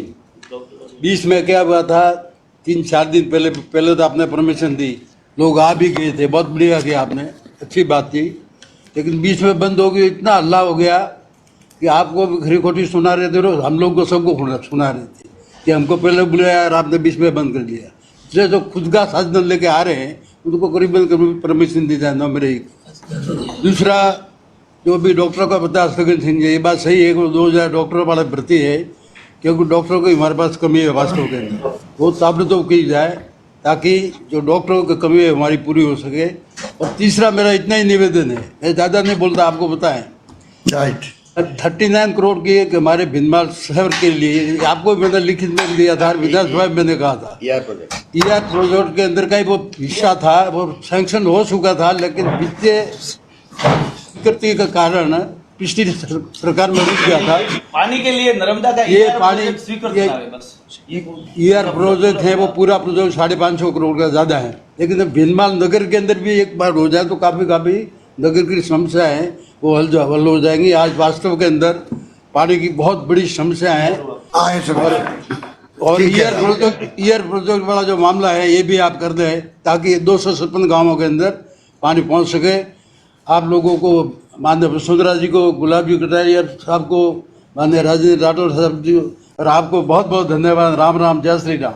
राम राम, धन्यवाद। आप लोग एक साथ बोलिए। धन्यवाद समय देने के लिए। पहले मैं बात करूंगा कोरोना वॉरियर्स की। एक तो PPE किट हमारे पास नहीं है, बहुत कम है PPE किट। आपका अनुभव हम सुनते रहते हैं पार्लियामेंट असेंबली के अंदर, बड़े अनुभवी आप हैं, तो यहाँ शॉर्ट एंड स्वीट बोलना आपको। बिल्कुल शॉर्ट। PPE किट नहीं है, और जो वो टेस्ट, वो सैंपल लेने के लिए VTP किट भी नहीं है, वो थोड़ी सप्लाई बढ़ाई है। और अब जब गर्मी बढ़ रही है हमारे कोरोना वॉरियर्स गर्मी में बाहर काम कर रहे हैं, तो उनको तकलीफ नहीं हो तो एनर्जी ड्रिंक, एनर्जी फूड उनको दिन में 3-4 बार मिलता रहे, उसकी व्यवस्था स्पेशली करिए। और जो क्वारंटाइन सेंटर्स हैं वो अब गर्मी बढ़ गई है तो वहाँ 2400 रुपये पर हेड पर डे यदि खर्च कर रहे हैं तो वहाँ थोड़ी गर्मी से राहत की व्यवस्था होनी चाहिए। हाँ वही कह रहा हूँ। हाँ, कूलर अच्छा आइडिया है, अच्छा आइडिया आपका जी। और ये जो जांच के लिए हमारे सैंपल अब तक जोधपुर जा रहे थे, कल तक तो, अब आपने हमको पाली से जोड़ दिया है। सिरोही को जोधपुर से जोड़ा है और हमको पाली से जोड़ा है, तो दोनों क्रॉस हो गया है। तो हमको जोधपुर में जब तक जालोर नहीं होता है तब तक हमको जोधपुर में रहने दीजिए, सिरोही को पाली कर दीजिए, ये प्रैक्टिकल होगा। दूसरा मैं किसानों के लिए कहना चाहूँगा, चने और रायडे की खरीद तो हो रही है, उसमें प्रायोरिटी तोड़ने की शिकायतें कुछ आई है, तो जो पहले आओ पाओ का आधार पर हो, इसकी थोड़ी चिंता करिए। और जीरे का और इसबगोल की और गेहूं की, इनकी खरीद भी शुरू हो, ये थोड़ी अपन चिंता करें। और ऑनलाइन राशन में अभी दिक्कत आ रही है, काफ़ी सुधार आया है लेकिन अब भी दिक्कत आ रही है, तो सबको जो जहाँ बैठा वहाँ उसको राशन मिल जाए, उसकी चिंता हो। बिजली के बिल जो माफ़ करने की, वो सब्सिडी देने की जो बात थी वो वापस शुरू करनी चाहिए। और एमएलए लैंड में पैसा नहीं आया है, सिर्फ कागजी स्वीकृति तो आई है लेकिन पैसा एलोकेट नहीं हुआ है, वो चिंता करिएगा। और अब आखिर में मैं प्रवासियों की बात सिर्फ एक इस मुद्दे पर करना चाहूँगा, प्रवासी हम लोगों के लिए एसेट्स हैं, लायबिलिटी नहीं है। यदि हमने उनको सम्मानपूर्वक प्रेम से यहाँ आने दिया होता, लाए होते, तो वो हमारे लिए भामाशाह बन के जगह जगह सेवा कर रहे होते। तो वो माहौल बनाने की ज़रूरत है। अभी हमने माहौल बिगाड़ा है पिछले 8-10 दिन में, उस माहौल को ठीक करके उनको आत्मसम्मान को ठेस पहुँचाए बिना उनको लाना और उनका यहाँ उपयोग करना, यह करने की ज़रूरत है। शुरू में बहुत भामाशाह आए, अब धीमे पड़ रहा है भामाशाह, तो ये लोग आएंगे तो ये फिर हमारे लिए भामाशाह बन के हमारे सहयोगी बनेंगे। इसकी चिंता करनी चाहिए।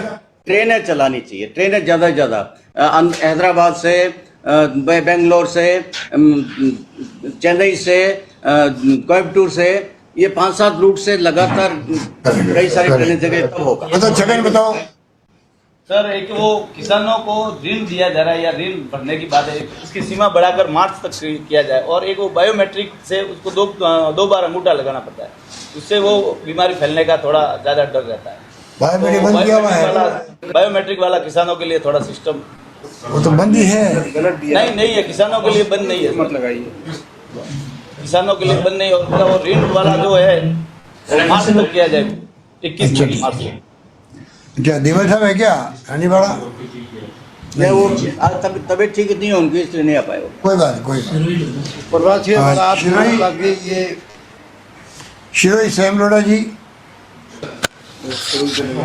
सर शिरोई सर आवाज़ आ रही सर आपको? शिरोई, हाँ आई आवाज़। सर सबसे पहले तो मैं आपको, आपके मंत्रिमंडल के सभी सहयोगियों को, आपकी पूरी प्रशासनिक टीम को बहुत धन्यवाद देता हूं कि आपने इस विपदा में जो राजस्थान की जनता को संभाला है, उससे हम सबका हौसला बढ़ा है। निवेदन सर आपको ये करना है कि कोरोना का जब पॉजिटिव केस पहला आता है तो कर्फ्यू इम्पोज करके 3 किलोमीटर के एरिया को सील कर देते हैं, तो ये प्रैक्टिकल नहीं है। बड़े शहर में तो जिस तरीके से किया होगा, अब जैसे सिरोही में 3 जगह एक अलग अलग जगह पे पॉजिटिव केस आए, उसके चारों तरफ का 3-3 किलोमीटर का एरिया सील कर दिया। जो जिला स्तर पर विचार करके तय करना चाहिए कि भी कितना एरिया सील करना है और कितने एरिया में कर्फ्यू लगाना है। आपके पास इतना मैन पावर भी नहीं है कि इतने बड़े बड़े एरिया को आप उस रूप में कंट्रोल कर सकें। दूसरा सर, ये जो प्रवासियों वाली समस्या पैदा हुई है, सब कुछ बहुत अच्छा चल रहा था। 3 मई को भारत सरकार के गृह सचिव अजय भल्ला ने जो अपने पहले के 29 अप्रैल और 1 मई के आदेश को क्लेरिफाई करते हुए ऑर्डर जारी किया, उससे सारी समस्या पैदा हुई है। हमारे एसडीओ परमिशन दे के भेज रहे थे, लोग गाड़ी लेके जा रहे थे, गाड़ी लेके आ रहे थे, लेकिन 3 मई के उनके इस आदेश के बाद में कि सिर्फ जो रास्ते में लोग हैं उन्हीं को आने देना है, उसके अलावा किसी को आने की अनुमति नहीं देनी है, उससे सारी समस्या पैदा हुई। और एसडीओ ने हमें वो चिट्ठी भेज करके ये कह दिया कि सर गवर्नमेंट ऑफ इंडिया का ये ऑर्डर है, हम आगे कोई अनुमति नहीं दे सकते, हम अलाउ नहीं कर सकते। तो इसको क्लियरिफाई करें। एसडीओ जैसे निजी साधन से आने की पहले अनुमति दे रहे थे, चाहे वो बस हो, 4 पहिया वाहन हो, वैसी अनुमति जारी रखे तो सारी समस्या का समाधान पूरी तरह से हो जाएगा। तीसरा सर, जो आपकी जब भी प्रधानमंत्री जी से सर वीडियो कॉन्फ्रेंस हो या इस संबंध में चर्चा हो लॉकडाउन को लेकर के, तो रेड जोन के अलावा 17 मई के बाद में सर लॉकडाउन खत्म करता है, ये आपसे विनती है। और अनुग्रह सहायता का सर मैं आपसे निवेदन करूं, 2500 रुपये जो देते हैं बहुत लोगों को मिली है। हमने सारी लिस्ट डाउनलोड की, आधार कार्ड से चेक करवाया, एसडीओ बीडीओ नगर पालिका माध्यम से कलेक्टर के जरिए सर्वे करवाया।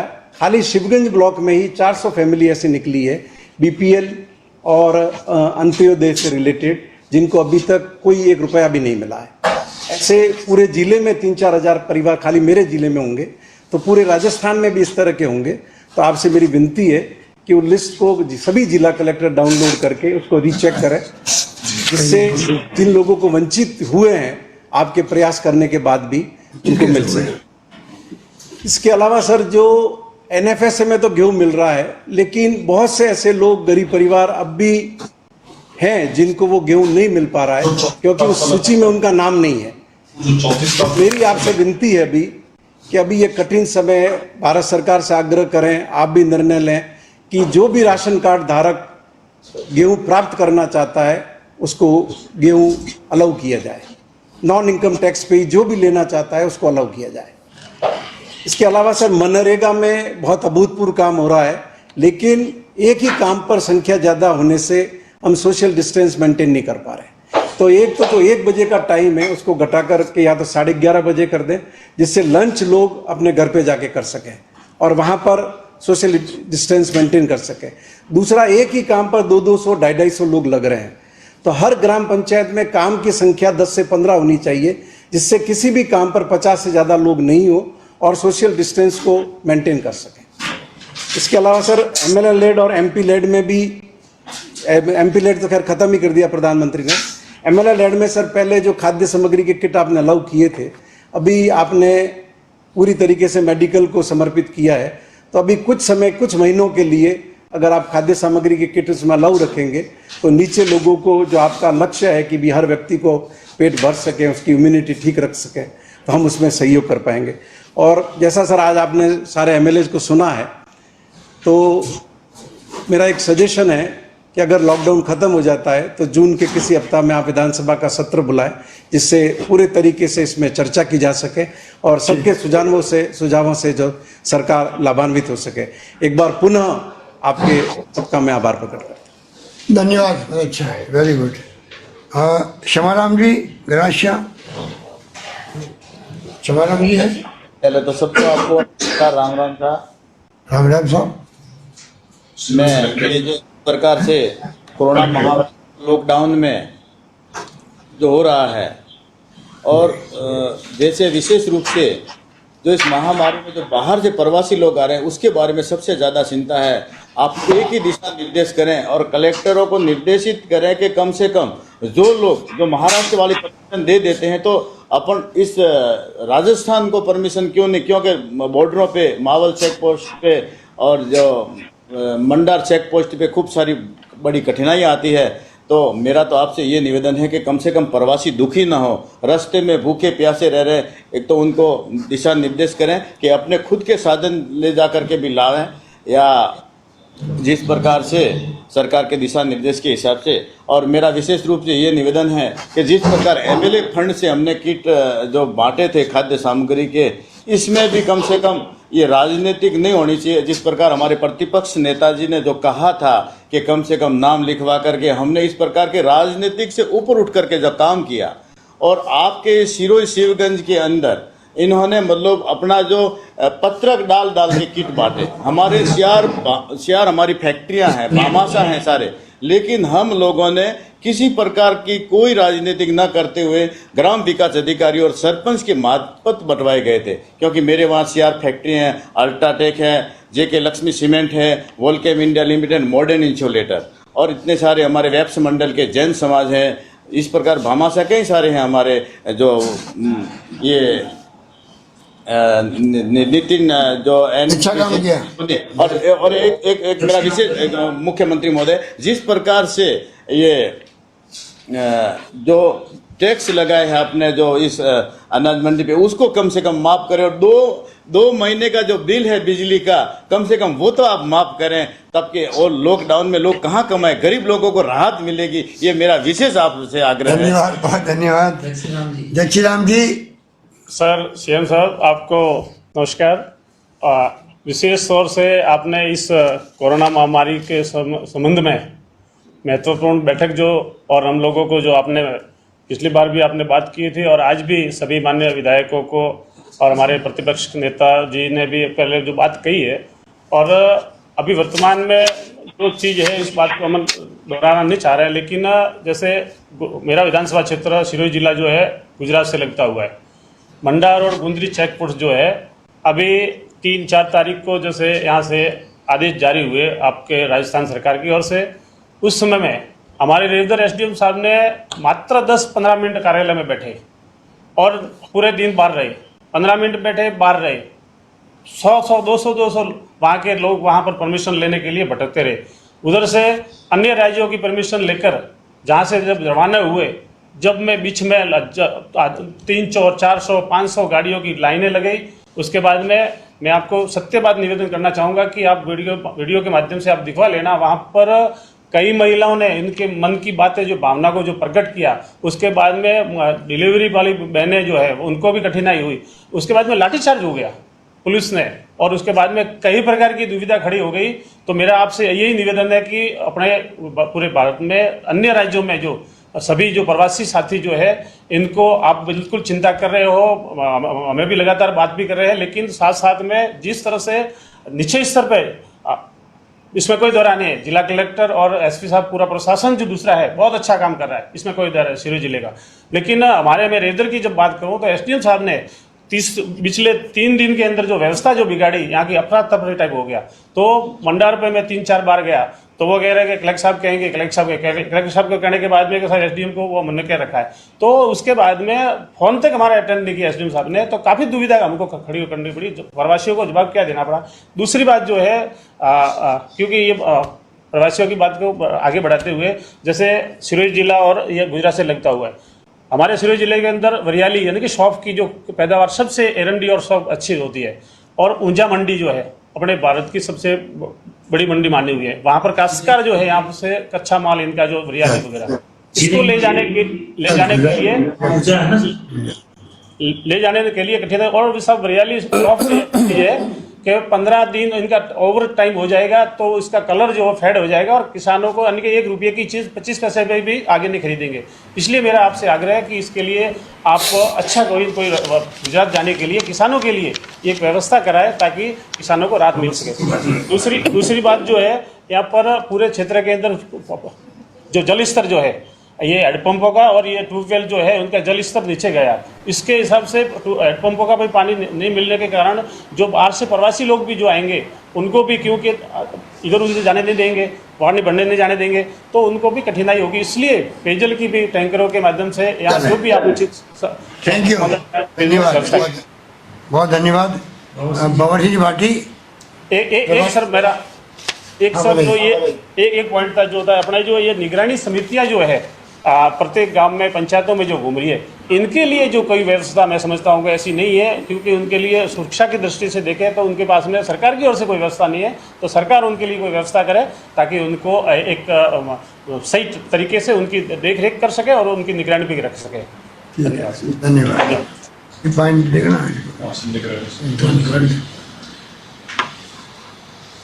भाटी साहब,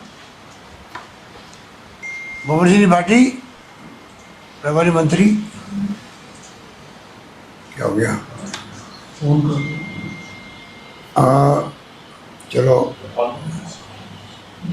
ये मदन प्रजापति बोलना चाहते हैं, वो पहले लाइन में जुड़े नहीं थे। मदन प्रजापति पचपत्रा सर, हाँ सर, वो निकल गए अभी। क्या अभी कोई बात नहीं, निकल गए, ठीक। उन्होंने कहा फोन से बात करूंगा। निकल गए, ठीक है, कोई बात नहीं। अब पाली चौधरी साहब बोलते हो? नहीं बोले नहीं सर, अभी वो तो ट्रायल सर, वो तो ट्रेलर, मेन बात आई। चलो बोलो। आप जाओगे तो कैसे बोलेंगे? आप आओगे नहीं शुरू करो, नोट कर रहे हैं ना।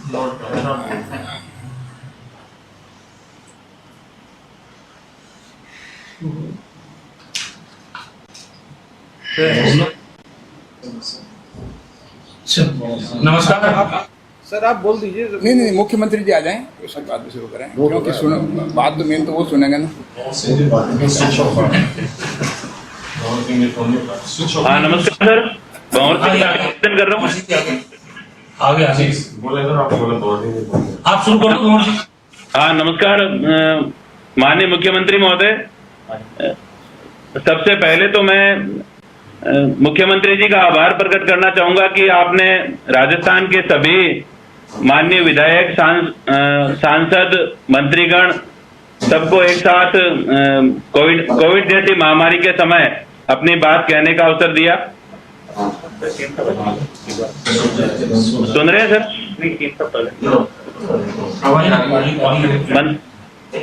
रघु शर्मा जी आप सुन रहे हैं, सुन पा रहे हैं? माननीय चिकित्सा मंत्री जी, मैं ये निवेदन करना चाहूंगा कि जिस प्रकार से कोविड की इस महामारी के समय राजस्थान की सरकार ने आगे बढ़ करके जो निर्णय लिए उसकी आज सब जगह पूरे प्रदेश में आमजन में एक अच्छा संदेश है। जैसा माननीय मुख्यमंत्री महोदय के द्वारा जो निर्देश दिए गए उसके तहत कल जालोर और सिरोही जिले की बैठक वहां के जिला कलेक्टर के साथ आयोजित की गई। मैं निवेदन करना चाहूंगा कि इन दोनों ही जिलों में प्रवासी जालोर और सिरोही दोनों ऐसे जिले हैं जहां बड़ी संख्या में लोग देश के अन्य राज्यों में रहते हैं और पिछले दिनों जब आवागमन की छूट दी गई थी उस समय हमारे जालोर जिले में करीब 26,000 से भी ज्यादा लोग आए और सिरोही जिले में 33,000 के करीब प्रवासी हैं जो जिले में आए हैं। तो मेरा चिकित्सा मंत्री जी से भी आग्रह रहेगा कि अभी वर्तमान में सिरोही के जो सैंपल्स हैं माननीय मुख्यमंत्री महोदय वो जोधपुर में उनकी कोविड की जांच की जाती है और हमारे जालोर के जो कोरोना के जो सैंपल्स हैं उनकी पाली में जांच की जाती है और इसमें समय ज्यादा लग रहा है। मेरा आग्रह था वहां से जो फीडबैक है उसके अनुसार, क्योंकि इन जिलों में प्रवासी ज्यादा हैं, इन जालोर और सिरोही दोनों ही जिलों में राजस्थान में सर्वाधिक प्रवासी इन दोनों जिलों में आए हैं, तो यहाँ जांचें ज्यादा करवाई जाए और जो पाली में जो जांच की सुविधा दी गई है उसको जब तक जिला मुख्यालय में शुरू नहीं की जाती तब तक पाली में जांच की जो सुविधा है उसको बढ़ाया जाए। दूसरा मैं निवेदन करना चाहूंगा कि प्रवासी लोगों को अभी भी बड़ी संख्या में प्रवासी हैं जो देश के कई राज्यों में अभी फंसे हुए हैं, उन लोगों को माननीय मुख्यमंत्री महोदय ने आज एक बहुत ही अच्छा निर्णय लिया है ट्रेन के माध्यम से उन लोगों को लाने के लिए। लेकिन बहुत सारे लोग ऐसे हैं जो अपने खुद के साधनों से या उनके जो परिजन हैं जो जिलों में रहते हैं वो कह रहे हैं कि हम बस भेज करके यदि हमें जिला प्रशासन अनुमति दे दें तो निजी वाहन या बसें भेज करके हम उनकी लिस्ट जिला कलेक्टर को दे सकते हैं और उसकी अनुमति यदि मिल जाए हमें तो हम बेंगलोर से दिल्ली से या मुंबई आदि जहां भी लोग रह रहे हैं तो उनको यहाँ से बस जाकर के क्योंकि वहां उनको बसें मिल भी नहीं रही है और मिल रही तो वो बहुत महंगी मिल रही है, उसमें आप आरटीओ या एसडीएम के माध्यम से अनुमति यदि दें तो बसें अपने स्तर पर लोग ले जाने के लिए तैयार हैं। दूसरा महानरेगा का जो कार्य है वो सिरोही और जालोर में राजस्थान में जो सर्वाधिक श्रमिक जहां लगे हुए हैं तो इन दोनों जिलों में भी बहुत अच्छी संख्या में श्रमिक यहाँ कार्यरत हैं और अप्रैल तक का महानरेगा का भुगतान भी श्रमिकों का कर दिया गया है और श्रमिकों की जो एवरेज रेट है वो भी बहुत अच्छी है। सिरोही में 199 रुपए प्रति श्रमिक और जालोर में भी औसत 185 रुपए प्रति श्रमिक के हिसाब से भुगतान भी किया गया है। चूंकि प्रवासी ज्यादा हैं, अधिक श्रमिकों का समायोजन के लिए नए कार्य खोलने के लिए भी हमने जिला कलेक्टर्स को निर्देश भी दिए हैं। मुख्यमंत्री महोदय माननीय समर्थन मूल्य पर खरीद के केंद्र आपके दिशा निर्देश में खोले गए हैं और जो ग्राम सेवा सहकारी समितियों के माध्यम से भी जो केंद्र खोले गए उनमें भी अधिकांश में खरीद चालू कर दी गई है। जहां नहीं हुई है वहां आने वाले 2-3 दिनों में कर दी जाएगी। पर लोगों की ये मांग है कि फसल इस बार, हालांकि टिड्डियों के प्रकोप से एक बार जालोर जिले में ये माहौल बन गया था कि फसल कम होगी, रिपोर्ट इस तरह से भेज दी गई कि फसल कम होगी, लेकिन फसल बम्पर हुई है, अच्छी पैदावार हुई है। तो लोगों की ये मांग है कि इस खरीद का दायरा बढ़ाया जाए। 1-2 पॉइंट में और निवेदन करना चाहूंगा कि टैंकरों से परिवहन का कार्य प्रारंभ कर दिया गया है और पाइपलाइन और नई मोटरें आदि खरीदने के लिए, ट्यूबवेल ठीक करने के लिए भी नई मोटरें खरीद भी ली गई है जिला कलेक्टर के द्वारा पीएचडी के अधिकारियों के माध्यम से। खाद्य सामग्री एनएफएसए का पूरा लाभ इन दोनों जिलों में मिल रहा है। भामाशाहों के द्वारा भी अच्छा सहयोग दिया जा रहा है। अल्टीमेटली सर, ओवरऑल इन दोनों जिलों में पहले लंबे समय तक जालोर और सिरोही में कोई भी पॉजिटिव नहीं थे, लेकिन पिछले दिनों इन दोनों ही जिलों में पॉजिटिव कुछ पेशेंट्स आए हैं। तो मेरा पुनः निवेदन रहेगा कि इन दोनों जिलों में चूंकि प्रवासी ज्यादा हैं तो जांचें ज्यादा करवाई जाए और आपके नेतृत्व में जालोर और सिरोही का जो जिला प्रशासन है, पुलिस है, चिकित्सा विभाग है, सभी बहुत ही तत्परता से कार्य कर रहे हैं। और मेरा आपसे यही निवेदन रहेगा कि राजस्थान में इन दोनों ही जिलों में बहुत ही ठीक स्थिति है और आपके दिशा निर्देश में हम सब लोग पूरा कार्य करेंगे। टीम राजस्थान पूरा अच्छा कार्य कर रही है। धन्यवाद, बहुत धन्यवाद। पीपी चौधरी जी। हाँ सर। सर नमस्कार। नमस्कार सर, बहुत बहुत धन्यवाद आपका। सर, मैं जो बातें पहले होगी उसको मैं रिपीट नहीं कर रहा हूँ। मैं बिल्कुल संक्षिप्त में 2-3 बातें बताना चाहूँगा। एक तो अभी विदेश की बात की कि भाई विदेशों में फंसे हुए, तो गवर्नमेंट ऑफ इंडिया ने 110 फ्लाइटें 6 तारीख से लगा करके 13 मार्च के बीच में करीब 14,800 हमारे विद्यार्थी वगैरह को उनको लाने की व्यवस्था की है। ये फर्स्ट फेज है। सेकंड फेज जो है वो 15 तारीख से वापस शुरू होगा, उसमें और भी आ जाएगा। मेरे पास में भी, मैं विदेश मंत्रालय की स्टैंडिंग कमेटी का चेयरमैन होने की वजह से भी मुझे इस सारी जानकारी है। तो आप जो भी मेरे लायक कोई काम है तो आप जरूर बताइए, नंबर 1। नंबर 2, मैं ये निवेदन करना चाहूँगा सर कि आपकी जो गाइडलाइन इशू होती है, नियम वगैरह जो भी आप राजस्थान सरकार से करते हैं, जिला प्रशासन करता है, तो वहाँ के विधायक और वहाँ के सांसद को कम से कम ये पता लग जाए कि भाई टाइम टू टाइम आपकी गाइडलाइन ये इशू हुई है। आपकी गाइडलाइन आम जनता के पास ऑनलाइन, लेकिन उनको मेल वगैरह अपलोड नहीं। चौधरी जी, अपलोड साइट पर अपलोड हो जाती है। ठीक है सर, वो फिर हम उसका इंतजाम करेंगे। लेकिन अगर ये संभव हो सके कि उनके ईमेल आईडी वगैरह सब आपके पास हैं, उनके पास में, आपके प्रशासन के पास में, उनको भेजना। और जिला प्रशासन जो है, जिला प्रशासन भी अगर मान लो उनको सांसद को और विधायक को अगर वो भेज दे तो इमीडिएटली उनको पता लग जाएगा भाई आपकी लेटेस्ट गाइडलाइन ये है, जिससे कि हम जवाब दे सके। नंबर 1। नंबर 2, दूसरी चीज आप भिजवा देंगे आपको। ठीक है, धन्यवाद सर। दूसरी चीज, आप फैसिलिटीज प्रोवाइड करते हैं, जैसे बसों की हैं, कुछ हैं, तो अब जैसे मान लो किसी हमारे विधायक हैं या सांसद हैं, उसको पता ही नहीं कि प्रशासन क्या फैसिलिटी अवेलेबल कर रहा है, तो वहाँ के जनप्रतिनिधि हैं उनको पता लग जाए तो वो भी उनके प्रशासन के साथ मिलकर करके अपना इनपुट दे सकते हैं, उनके साथ कोऑर्डिनेट कर सकते हैं। वो तो अनभिज्ञ है, उनको पता ही नहीं कि सरकार क्या कर रही है। तो आप अगर अच्छा काम कर रहे हैं तो मान लो हमें पता तो लगे, तो उसमें पता लगना चाहिए कि ये बसेज वगैरह के जो। और एक सर मैं बता दूं आपको कि दरअस में डिसीजन मेकिंग की एक बड़ी बात मैं सजेस्ट करना चाहूँगा आपको, आपके एडमिनिस्ट्रेटिव ऑफिसर्स के साथ बैठे हैं, क्योंकि डिसीजन मेकिंग एक तो होता है नॉर्मल वे में, जहाँ पे आप 4, 5, 6 दिन 7 दिन लगा दो, कोई बात नहीं, और लंबा समय भी लग सकता है। जहाँ इमरजेंट सिचुएशन होती है वहाँ 1 घंटा भी बहुत महत्वपूर्ण होता है। अपने राजस्थान बॉर्डर सील करने की 7 तारीख को बात हुई थी और 7 तारीख के बाद में 4 दिन, मतलब उसमें कम से कम जो भी डिसीजन लेना है तो उतने लोग इकट्ठे होते गए और एक मैसेज जो है वो बड़ा गलत जाता है, लोग परेशान भी होते हैं। तो डिसीजन मेकिंग का प्रोसेस, निर्णय का प्रोसेस जो है, जो भी निर्णय लो वो फास्ट होना चाहिए, जो आम जनता तक पहुंच जाए। सरकार ने ये निर्णय ले लिया है, तो इसलिए मैं ये निवेदन करना चाहूंगा। और दूसरी बात, बाकी सारी चीजें कह दी, क्वारंटाइन सेंटर में थोड़ी सी स्ट्रिक्टनेस की जरूरत है, बाकी वैसे ठीक चल रहा है ओवरऑल। और अगर आप पास वगैरह करें तो थोड़ा पास का सिस्टम जो है बड़ा सबलीकरण कर लीजिए। पढ़े लिखे लोग जो जिनके पास मोबाइल हैं वो तो कर लेते हैं, जो वंचित हैं और सबसे ज्यादा दुखी हैं मजदूर वगैरह, वो तो ऑपरेट भी करना नहीं जानते हैं। अपन भी कई पढ़े लिखों का अगर आपको तो नहीं जानेंगे, तो उसमें 2 तरह की कैटेगरी बना दीजिए, एक तो पास ऑनलाइन भी हो, एक नॉन ऑनलाइन भी हो। कि जो आपके अधिकारी जैसे कहीं कहीं बैचेज में कहीं श्रमिक बैठे हैं तो वहाँ जाकर के उनको जाकर के सर्विस दे दिया, चाहे बाहर के श्रमिक हमारे यहाँ पर जैसे पाली में हो, जैसे आपको पता लगे प्रशासन को 100 आदमी है तो उनको अप्लाई करने की जरूरत नहीं, वो खुद बनाए। और इसी तरह से जैसे दूसरे राज्यों में थे आप उनको सजेस्ट करें, तो ऐसे लोगों को कैटर करना हमारा काम है जो कि इस तरह का मोबाइल ऑपरेट नहीं कर सकते और सबसे ज़्यादा परेशान वही होते हैं और वही पैदल चलते हैं। तो उस चीज़ को अपन को कर्टेल करना चाहिए। और मेरा एक और मैं आपसे निवेदन करना चाहूँगा कि अभी मैंने जैसे आपको बताया कि रिलैक्सेशन का ये प्रॉब्लम सारी की सारी जो प्रॉब्लम, मजदूर अगर दुखी होगा तो वहाँ से पलायन करेगा क्योंकि उसको रोजगार नहीं है। अगर हम रोजगार दे देंगे तो अब आप देखिए कि आपके हॉस्पिटल में डॉक्टर काम कर रहे हैं, वो तो डायरेक्ट उसके टच में है कोरोना वायरस वाले के, आपके हेल्थ वर्कर काम कर रहे हैं, सारे काम कर रहे हैं, एसेंशियल सर्विस चल रही है।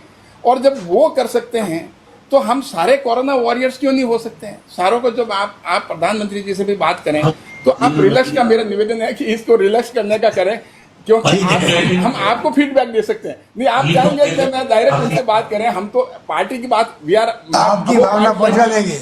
नहीं मैं अब वो पार्टी लाइन बात कर रहा हूँ। तो आप जो है हम आप मैं जनप्रतिनिधि हूँ, आप हमारे मुख्यमंत्री हैं, तो हम आप तक बात कर रहे हैं कि इसको लॉकडाउन को रिलैक्स करके अगर आवागमन जो है अपनी गाड़ियों से लोग करें तो ये पास वगैरह का चक्कर ही मिट जाएगा आपका। और जो ध्यान रखने की बात है, डॉक्टर किस बात का ध्यान रख रहे हैं? मास्क लगाते हैं, डिस्टेंसिंग रखते हैं, उनको तो नहीं हो रहा है। तो इसीलिए अगर मास्क लगा के डिस्टेंसिंग रखो तो पूरा देश काम कर सकता है, इसमें कोई बात नहीं। एक लास्ट सर, एक राजस्थान के हित की बात कह रहा हूँ सर, मैंने आपको अभी कल एक चिट्ठी भेजी है कि उसमें आपने पाली में आपके पहले के कलेक्टर ने करीब 22,000 एकड़ जमीन जो है ईयर मार्क कर करके गवर्नमेंट ऑफ इंडिया में, जब मैं इलेक्ट्रॉनिक्स आईटी का एमओस था उस समय उन्होंने भेजी है कि भाई हमारे पास सरकारी जमीन है और वी आर नॉट, हमें कोई 1 इंच भी जमीन एक्वायर करने की जरूरत नहीं है। और उसमें ITIR अगर आप वहाँ स्थापित करते हैं तो चाइना से जो कंपनियां आ रही है, बाहर आ रही है चाइना से, तो राजस्थान में आप जोधपुर और पाली के बीच में बहुत बड़ा हब बन सकता है, देश का ही नहीं पूरे विश्व का। मैं ये बता दूं उसको आपने अय्या में करवाया, आपका पत्र आया उसको अय्या में करवाया है। मुख्यमंत्री जी वसुंधरा राजे जी के टाइम में उन्होंने DPR बनाई, इसमें काफी काम किया उन्होंने। तो उस DPR को उपयोग में लेकर के आप उसमें आगे कदम बढ़ाएं तो राजस्थान में आप काफी कंपनियों को ला सकते हैं। बहुत बहुत धन्यवाद सर आपका। धन्यवाद, थैंक यू, धन्यवाद। पुष्पेंद्र सिंह राणा जी। अच्छा बोलिए। पुष्पेंद्र सिंह एक दिल्ली जोधपुर से नहीं, दिल्ली राजस्थान में जो हैं और राजस्थान से दिल्ली में आने वाले जो हैं काफी लोगों के आपके मुझे बताया गया है अधिकारियों ने कि भी सारी लिस्ट बन करके तैयार है, अपने व्हीकल से आना चाहते हैं, तो ये खोल दे तो काफी समस्या हल हो जाएगी। करें प्रक्रिया करें, आगे प्रक्रिया आगे बढ़ा रहे हैं। Thank you sir. पाली का प्रोग्राम तो नमस्कार पुष्पेंद्र सिंह। नमस्कार। एक तो आपको धन्यवाद हुकुम, आपने वीडियो कॉन्फ्रेंसिंग के तहत सबको MLA जो विधायक आपने जो सलाह दी है। मेरा तो आपसे एक अनुरोध है हुकुम कि अभी ये पिछले 5-7 दिन में जितने भी प्रवासी आए हैं इसमें हकीकत में सर मतलब मजदूर वर्ग नहीं आया है। इसमें तो वो लोग आए हैं जिनके पास खुद की गाड़ी थी, खुद की व्यवस्था थी, खुद की दुकान थी या खुद का फ्लैट था, और जो मतलब अपने साधन से या बस से आए तो मतलब 70-80 हज़ार रुपये खर्च करके बस से यहाँ आए। हकीकत मजदूर वर्ग है वो वहीं बैठा है, और खास तो दुखी वो आदमी है जो 10-10, 15-15 लोग एक कमरे में रह रहे हैं। उनके पास नहीं तो राशन है, नहीं इनके पास पैसे हैं, और हकीकत में उनके फ़ोन आते हैं, रोते हैं। मतलब इसके बारे में हमने पंचायतों में आपने कहा था, नगर पालिका में आपने कहा था कि सबकी आप रजिस्ट्रेशन करा दो, और उन्होंने रजिस्ट्रेशन भी कराया है। आज हालत ये है कि वो जिसके पास पैसा था, जिसके पास साधन संपर्क था, वो पहुंच गया। वो मजदूर आज भी नहीं पहुंचा। वो मैंने कल आपके CMO में ईमेल किए गुम बेल्लारी के मतलब आपको 36 SC/ST के लोग हैं, भील, ग्रासिया और मीना, और एक महाराष्ट्र के में मतलब पीपला गांव के ग्रासिया 26 लोग बैठे हैं, बिना उनके कोई खाने पीने की व्यवस्था है, और वो मतलब वेट कर रहे हैं कि सरकार आपको कैसे लेकर आए। उनके पास गाड़ी घोड़ा नहीं है, वो आपके ऊपर निर्भर करते हैं कि आप उनको कैसे लेकर आओगे। तो चिंता इस बात की करनी है कि मजदूरों को कैसे लाए, इसके बारे में चिंता करनी है। दूसरा मेरा निवेदन है कि PP साहब ने जो बात कही है, गवर्नमेंट ऑफ UP मतलब कोई भी डिसीजन लेती है तो इसका प्रकाशन होता है, भले TV में हो, आप मतलब न्यूज़ में कराए, मतलब अखबारों में आए, हमको पता ही नहीं लगता है। हम जनप्रतिनिधि अभी मैंने जवाब दिया इस बात का, जो निर्णय होता ऑनलाइन डाल देते उसको साइट पे, जो स्टेट गवर्नमेंट साइट है। PP साहब ने कहा हमारे अकाउंट में डाल दीजिए, वो भी करवा देंगे। अगर आप अकाउंट देख सकते हो तो साइड में देख सकते हो। सर मेरा तो ओपन सीक्रेट है, कोई दिक्कत ही नहीं है। मेरा एक निवेदन है सर, जैसे पाली जिले से यूपी से लोग या आप सबको पीए दिया हुआ है, पीए सबको दिया हुआ है, उसको वो खोल के देंगे साइड को। नहीं मेरा कोई आदेश होगा सीधा आप देख सकते हो सर। वो भी देखिए कम से कम वो पीए किस काम का है। ये भी कोविड में जयपुर में बैठे हूँ, ये भी निवेदन ये था, निवेदन ये है कि जैसे आज मैं एक उदाहरण बात कर रहा हूँ सर, आज मेरे बाली ब्लॉक में 350 यूपी। अरे मेरी बात सुनिए, ये जो प्रभारी वाला मामला, प्रवासी वाला, माइग्रेंट वाला, ये आप देख रहे हो, सुबह हम सुन रहे हैं, ये हमारे लिए भी टॉप प्रायोरिटी, आपके लिए टॉप प्रायोरिटी है, क्योंकि वास्तव में लोग दुखी है, वास्तव में दुखी है। आपने ठीक कहा कि जो लोग ऑनलाइन पे नहीं कर सकते हैं रजिस्ट्रेशन, उनको तकलीफ आती है, अनपढ़ आदमी भी है। उसमें आज और वीडियो कॉलिंग हुई है दिल्ली के साथ में, हमने सारी भावना पहुंचा दी दिल्ली के अंदर। शाम तक उम्मीद करते हैं ऑर्डर आएंगे भारत सरकार गृह मंत्रालय से और छूट मिल जाएगी। मैं उम्मीद करता हूं कि ये समस्या हल हो जाएगी।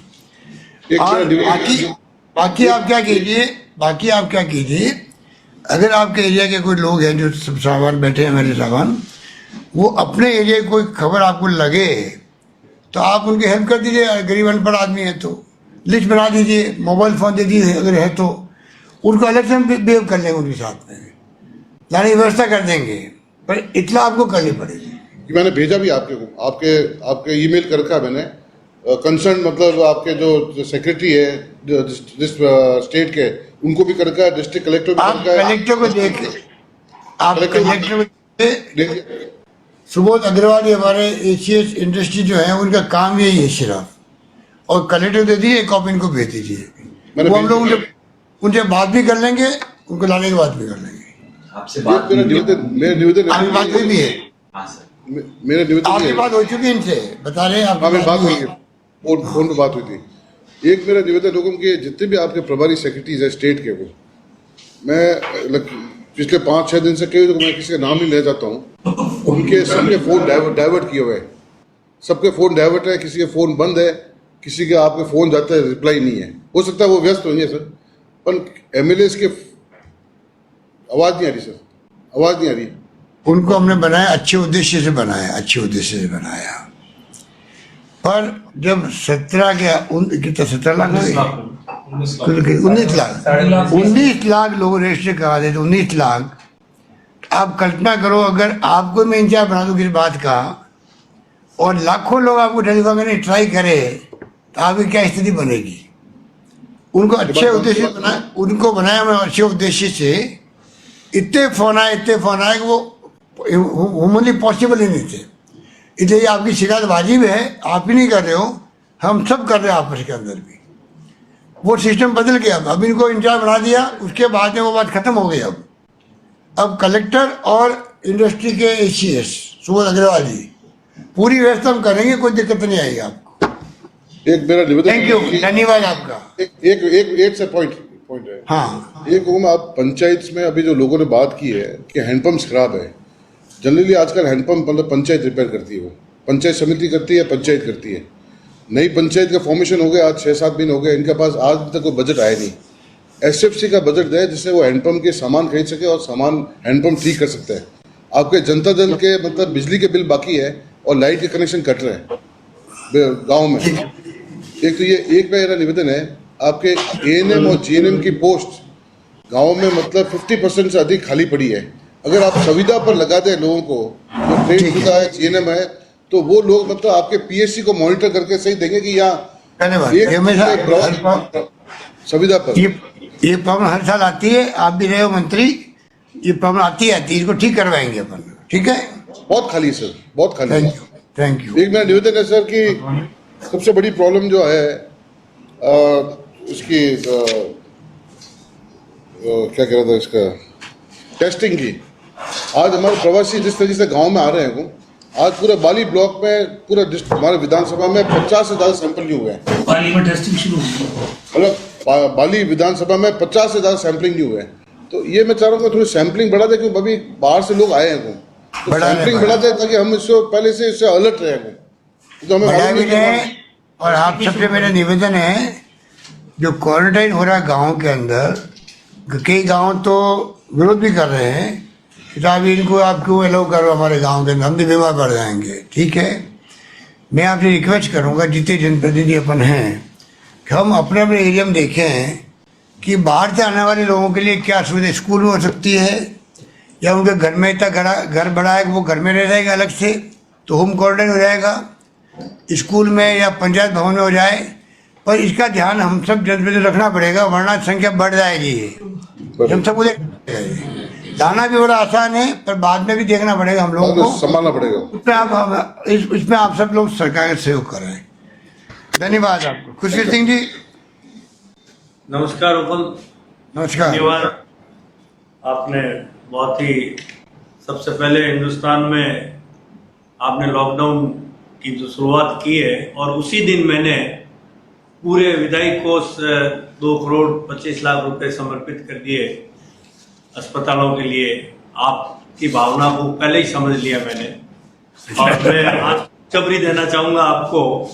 खुशखबरी इस बात की कि आपने अभी 15 मिनट का ब्रेक दिया और उसमें हमें खुशखबरी मिली कि पाली बांगड़ हॉस्पिटल में आज 16 मरीज ठीक होकर आज घर गए। तो इस बात की मैं आपको खुशखबरी देना चाहूंगा। धन्यवाद देना चाहूंगा कि आपने रघु जी को भी धन्यवाद देना चाहूंगा, और इस बात का वही धन्यवाद देना चाहूंगा पाली में आपने जो कोरोना की टेस्टिंग करवाई है, इसको एक मेरा निवेदन है, थोड़ा सा सुझाव है कि धीरे धीरे लोग जो आएंगे यहाँ और ये विस्तार इसका हो सकता और होगा, जिस तरह से सब सुन रहे हैं हम, तो ये इसके केंद्र और बढ़ाया जाए। एक जिले में 2 या 2 से अधिक भी किया जाए, उससे अपने को बहुत बड़ी सहायता मिल सकेगी फ्यूचर में।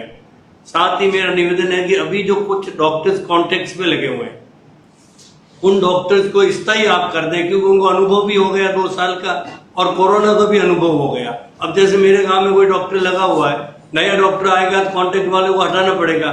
तो आज उसने कोरोना में जो काम किया है, जो कॉन्टेक्ट में रहते हुए उसको अनुभव प्राप्त हुआ है, तो उनको कोरोना में अपन कर सकते हैं स्थायी।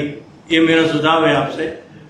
दूसरा मेरा आपसे निवेदन है कि मनरेगा के अंदर जो एक्शन प्लान में बड़ी समस्या आ रही थी, वो अभी आपने हल करवा दी। उसमें पंचायत के कोरम को ही मानते हुए जो कोरम प्रस्ताव है उसको एक्शन प्लान में जोड़ दिया जाए, और छोटे छोटे काम हर एक गांव में ज़्यादा से ज़्यादा, इसमें भी कुछ दिक्कत कर रहे हैं, काम सैंक्शन करने में बहुत डिले हो रहा है। तो आप जिला प्रशासन को निर्देशित करें कि तुरंत काम करें, और ऐसे में इधर उधर ज़्यादा वो नहीं करके बहानेबाजी और काम की स्वीकृति जल्दी करें, ताकि उनको रोजगार मिल जाए। सर मेरा एक सुझाव और है, ये जो कोविड-19 केयर सेंटर जो है आप हर ब्लॉक में बनाने की जो है, उसमें मेरा सुझाव है कि वहाँ का स्टाफ अलग हो, वहाँ का स्टाफ फील्ड में नहीं जाए, ताकि उनके एक अलग सुविधा भी रहे और वो दूसरे कांटेक्ट में नहीं आए।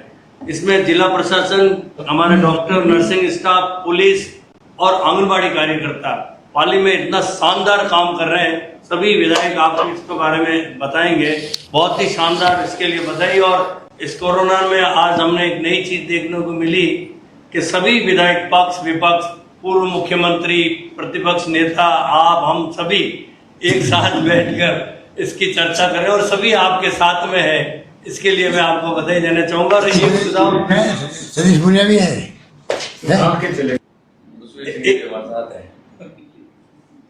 एक सुझाव देना चाहूंगा वो अंत में, कि अभी शराब की दुकानें खुल गई, उसमें हो क्या रहा है कि शराब की दुकान के साथ 10-10 ब्रांचें चलनी शुरू हो गई, और उस ब्रांचों में न तो टाइमिंग है और नई रेट लिस्ट लगी हुई है, और उन कंज्यूमर से पैसे ज्यादा लिए जा रहे हैं। तो या तो उनको आप ब्रांच की अनुमति दे दें, तो सरकार के खाते में तो पैसे आएंगे, और वो क्या पता कहाँ पैसे जा रहे हैं। एक एक दुकान के नीचे 10-10 ब्रांचें खुल गई है। तो इसकी और मैं आपका ध्यान आकर्षित कर, और वहां पे उन ब्रांचों में ओपी की शराब बना के बेची जाती है और हरियाणा की शराब को बेचा जा रहा है, तो सरकार के रेवेन्यू में भी कमी आ रही है। तो इस पे ऊपर आप थोड़ा ध्यान करें, और इसकी रेट बढ़ जाएगी तो उन दुकानदारों के लिए और बीपीएल वालों के लिए बिजली का बिल थोड़ा कम हो जाएगा, इधर से बच आएगा। तो ये मेरा आपसे निवेदन है। और प्रवासी बंधुओं की वेदना सुनते हैं माननीय मुख्यमंत्री महोदय, हमारे आंखों में पानी आ जाता है। और आपने निर्णय ले लिया है तो तुरंत आज ही ऐसा निर्णय लें आप कि कल से वो आना प्रारंभ हो जाए 17 तारीख तक, और लॉकडाउन आगे 17 तारीख में आप नहीं बढ़ाएं और उसमें कुछ बंधन के साथ में पूर्ण रूप से मुक्ति दिला दें। लॉकडाउन से कुछ बंधन जरूर होने चाहिए। ये मेरा से धन्यवाद। धन्यवाद। अविनाश गहलोत।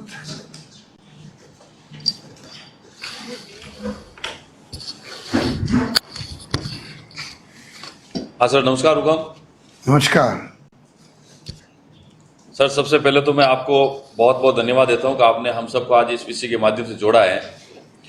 और मैं विशेष रूप से धन्यवाद आपको इस बात का देना चाहता हूं कि आपने मेरे जेतान विधानसभा क्षेत्र के अंदर बजट सत्र में मेरी राजकीय पीजी महाविद्यालय में आपने साइंस फैकल्टी दिया। आपने मेरा जो राजकीय चिकित्सालय था, माननीय रघु शर्मा जी बैठे चिकित्सा मंत्री जी, मैंने बार बार निवेदन किया था। आपने कहा था आप सीएम साहब को कहे, मेरी डिमांड पर आपने मेरे हॉस्पिटल को 50 से 100 बेड में क्रमोन्नत कर दिया। और हम सब पाली जालोर सिरोही के विधायकों की तरफ से जो 100 करोड़ रुपए आपने जवई पुनर्वर्ण का दिया, इसके लिए भी मैं हम सब आपके बहुत बहुत आभारी हैं, बहुत बहुत स्वागत करते हैं, आपका धन्यवाद करते हैं। आज जिस कोरोना महामारी को लेकर सर आपने हमें बुलाया है, हम 11 बजे से आपका इंतजार करेंगे, आपके साथ में कुछ बातचीत होगी। तो मैं मुश्किल से 2 मिनट आपका लूंगा कि आप अभी तो क्या है सर कि जो ग्राम पंचायतों की जो राज्य वित्त आयोग की राशि है, 5वें वित्त आयोग की, उसकी 2 किस्तें बाकी है। वो इसलिए मैं निवेदन करना चाह रहा हूं सर कि हमारी कुछ पंचायतें जनता जल योजना के अंदर जुड़ी हुई है, जब और कुछ नई पंचायतें भी बनी हमारी जेतान और रायपुर पंचायत समिति में, तो उनमें पानी का बिल जो बकाया है वो जब तक किस्तें नहीं आएगी तो वो बकाया बिल जमा होगा नहीं। लाइट के कनेक्शन कट रहे हैं, मार्च का महीना होता कनेक्शन भी काट दे, कुल मिला के परेशानी जब तक ये किस्तें जमा हो जाएगी तो ये परेशानी भी दूर हो जाएगी। एक अभी आपने एक फॉर्मेट निकाला सर 2020-21 में आपने एमएलए फंड से जो स्वास्थ्य सेवाओं के अंदर ये फंड आपने कहा है, मेरा इसमें निवेदन है कि ठीक करा, पर उसमें से कुछ फंड 25 या 40% के करीब पानी के लिए भी आप रखें सर, क्योंकि सड़कें नहीं होगी तो चल जाएगा। स्वास्थ्य और पानी 2 चीजें ऐसे कि उसमें कुछ फंड हमारा पानी के लिए होगा तो ठीक रहेगा, क्योंकि जब तक पुरानी हो चुकी लाइनें बहुत, इसमें भी बहुत प्रॉब्लम आती है। रूरल इलाका है साहब, बहुत परेशानी आती है। और एक और निवेदन करूंगा साहब कि मेरे यहाँ जो जवई की योजना है 315 करोड़ रुपए की, वो पिछले 7, 8, 10 महीने से बंद पड़ी है। उसका लगभग आधा काम हुआ, आधा बंद पड़ा है। तो जो लाइनें बनी है वो चौक पड़ी है, वो शायद वापस टेंडर रिटेंडर की कह रहे हैं, पता नहीं क्या, जो फर्म काम करना नहीं चाह रही है। और जेतान के अंदर 4.25 करोड़ रुपए की एक स्कीम मंजूर हुई है जेतान शहर के लिए, तो सब लॉकडाउन की वजह से वो परियोजना बंद पड़ी है। उसको कोरोना की बात करो, कोरोना की बात करो, ये बात सर मैं निवेदन कर रहा हूँ, बस 1 मिनट में खत्म करूंगा कि वो एक 4.25 करोड़ की स्कीम है, उसकी वजह से क्या दूसरी स्कीमें मंजूर नहीं हो रही और पानी की बहुत ज्यादा परेशानी, गर्मी का मौसम है ना सर, इसलिए मैं निवेदन कर रहा हूँ। वो अगर हो जाए तो कोई दिक्कत नहीं होगी। और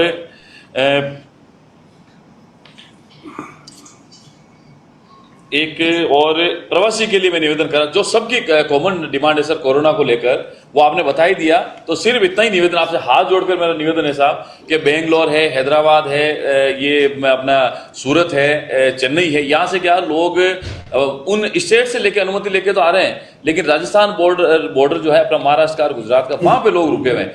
तकलीफ इस बात की जो गर्भवती महिलाएं हैं ना सरा, उसके वीडियो हमें देखने को मिलते हैं, वो हमें भी ताने मारते हैं, फिर राजस्थान सरकार को भी कहते हैं। तो कुल मिला के परेशानी इस बात की है कि अगर उनको अनुमति मिलती है तो वहां उसको लाने की व्यवस्था करें साहब।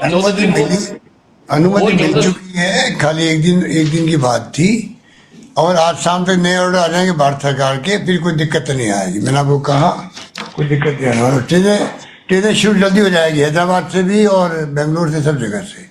धन्यवाद। मैं एक बात और कह साहब, मैं मानवीय दृष्टिकोण से एक बात कहता हूं कि कल 2-3 दिन से हमारा फोन आ रहे हैं जो रेलवे स्टेशन में गए तो उनके पास खाने पीने का नहीं है साहब, उनको लाने की जरूरत नहीं, लेकिन अगर खाद्य सामग्री व्यवस्था उन तक हो जाएगी तो फिर लाने की भी कोई दिक्कत नहीं होगी। बस यही निवेदन था सर। धन्यवाद। प्रणाम साहब। नमस्कार। मेरा एक ही निवेदन है साहब कि जो प्रवासी वाला आपने कह तो दिया कि हम लाने की शुरुआत कर रहे हैं, पर सब प्रवासियों को एक क्लियर मैसेज चला जाना चाहिए कि आपको कल से, परसों से या 3 दिन बाद से लाने की शुरुआत कर दी जाएगी, क्योंकि विश्वास है ना, अभी तक वो बना नहीं पा रहे हैं। हकीकत यह है कि रोज फोन आते हैं, वहां तो प्रवासी रोता है फोन पर और यहाँ उसके माता पिता घर पे आके गिड़गिड़ाते हैं, रोते हैं कि चाहे हमारा बेटा यहाँ आके बीमार पड़ जाएगा या कर देगा, पर एक बार इसकी शक्ल दिखा दो हमको। तो एक क्लियर मैसेज सरकार की ओर से चला जाए कि हम आज से इस स्थान से शुरुआत कर रहे हैं, तो एक विश्वास बन जाएगा। एक ये भी क्लियर कर दें, क्योंकि आपने कहा ना कि इतने लाख लोगों को लाना थोड़ा मुश्किल काम होगा या समय लगेगा, ये काम मुश्किल है।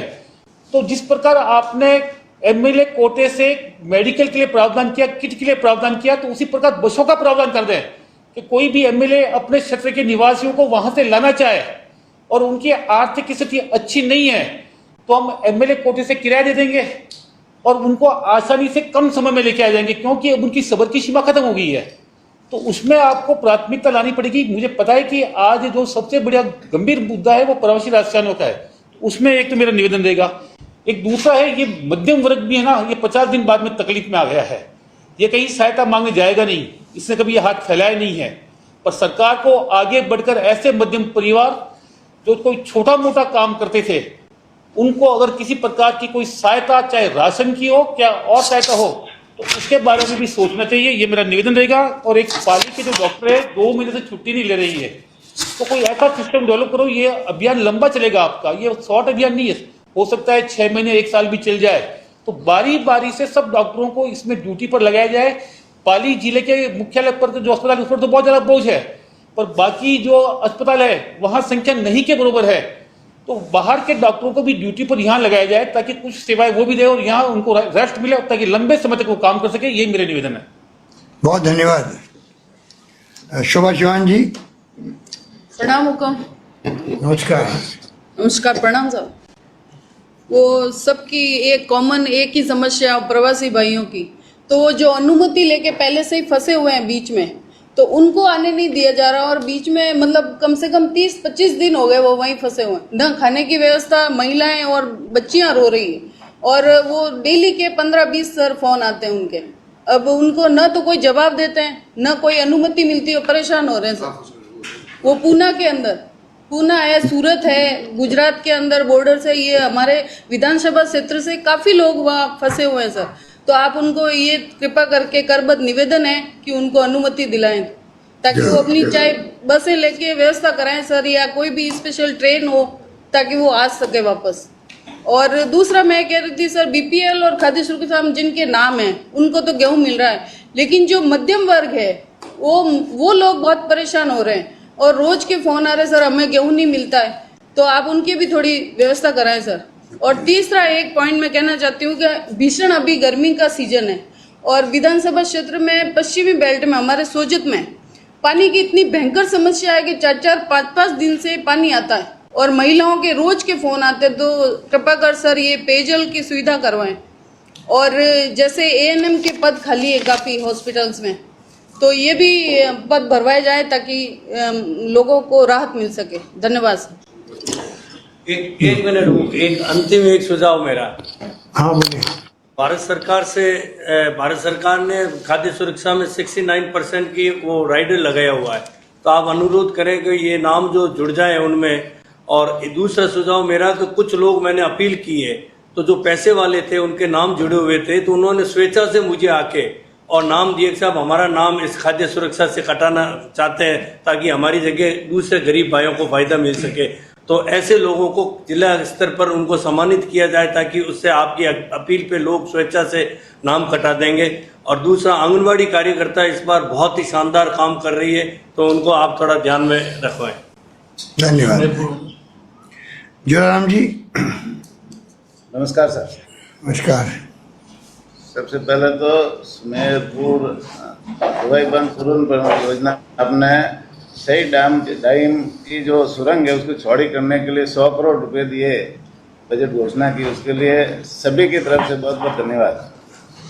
और मेरी विधानसभा क्षेत्र में डॉक्टरों की कमी और नर्सिंग स्टाफ की कमी है। रघु जी शर्मा को भी धन्यवाद देना चाहूँगा कि अभी इन्होंने 10 नर्सिंग स्टाफ लगाए हैं और 4-5 डॉक्टर लगाए, लेकिन उससे भी वो भी पर्याप्त नहीं है, बहुत सारे पद खाली है। और ये कोरोना वायरल के समय इस समय उनकी आवश्यकता है। हर सब सेंटर पर ताला लगा हुआ है और सर्वे भी सही ढंग से नहीं हो पा रही है।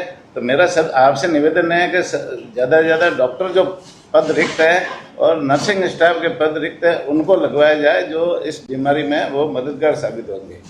दूसरी जो समस्या है प्रवासियों वाली, तो प्रवासियों वाली आपने बता दी। मेरी तो स्थिति ऐसी है कि जैसे रात को रोना भी नहीं आता, ऐसी स्थिति है। सुबह 7 बजे से लोग चालू होते हैं, रात को 11 बजे तक 12 बजे तक लोगों के फ़ोन आते हैं और कई लोग फ़ोन पे रोते हैं, महाराष्ट्र के, गुजरात के, कर्नाटक के, आंध्र प्रदेश के, और उनकी स्थिति देख करके हमें भी रोना आता है।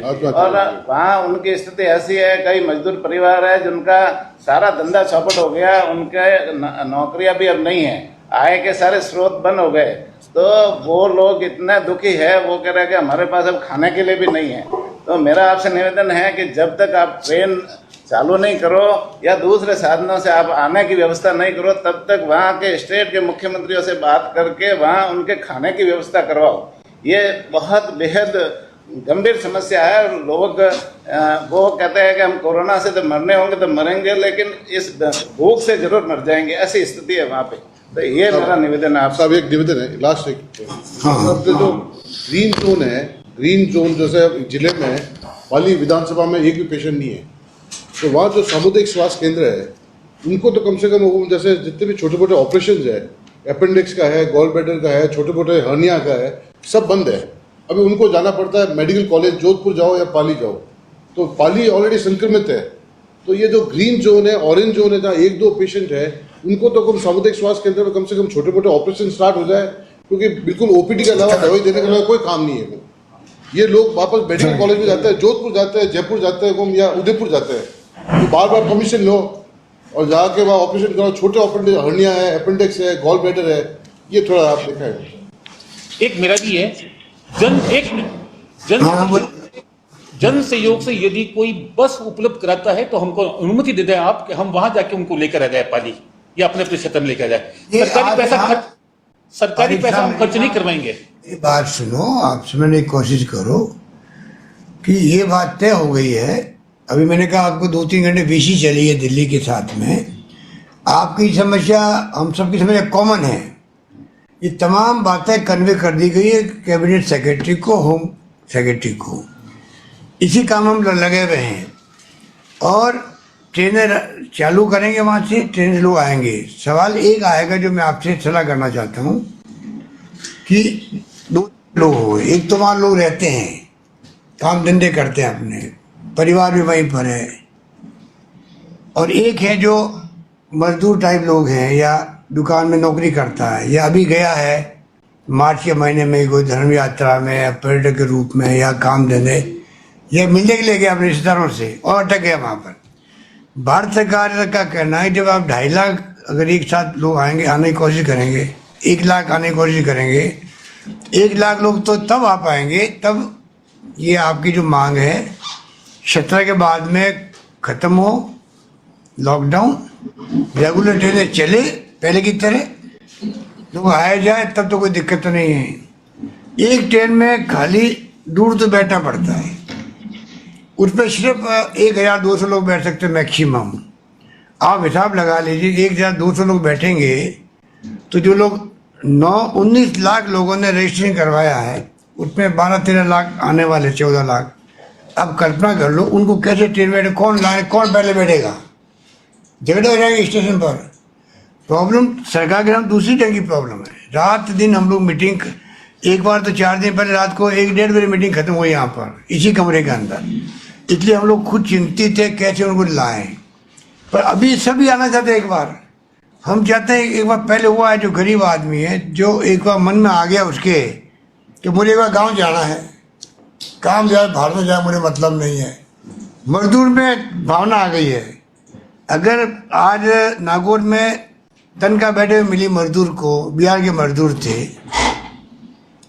तब भी जब फैक्ट्री खुली तो क्या नहीं हम तो एक बार गाँव जाएंगे, अरे भाई आपको तो मजदूरी मिली थी, क्या नहीं एक बार हम जाके आएंगे बिहार। ये भावना आ गई, वही भावना अपने लोगों के अंदर भी है, मारवाड़ियों के अंदर भी है। ये बात हम समझ रहे हैं, पर सवाल ये आता है बाकी लोग जो एक साथ में रजिस्ट्रेशन करवा दिए, आप उनको कहाँ बिठाओ ट्रेन के अंदर, ट्रेन की लिमिटेशन है।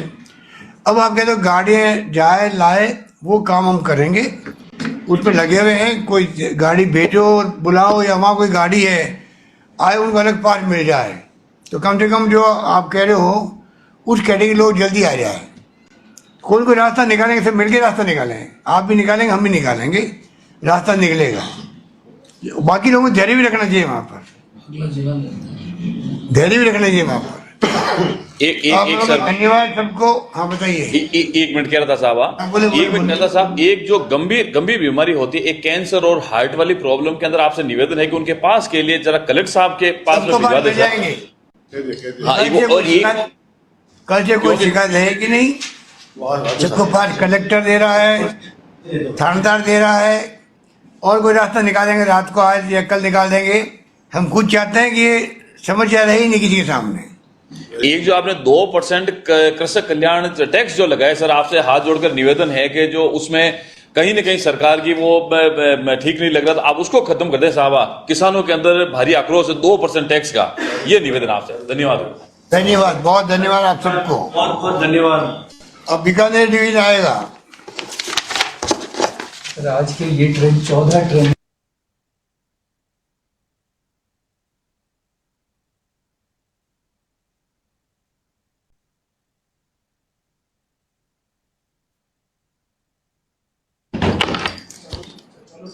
नमस्कार हुकम। आपके धौलपुर विराजमान जो हाँ पहले थे वही है, लखनऊ आप पहले थे वही है। हाँ हाँ अकेले अकेले। I thought you come to Dhaulpur. No. If I move from here, it will become a headline, so there's no point. I'm sitting over here. I think that 17th को हो जाएगा, तो we'll be able to go. Yeah. I'm looking forward to that.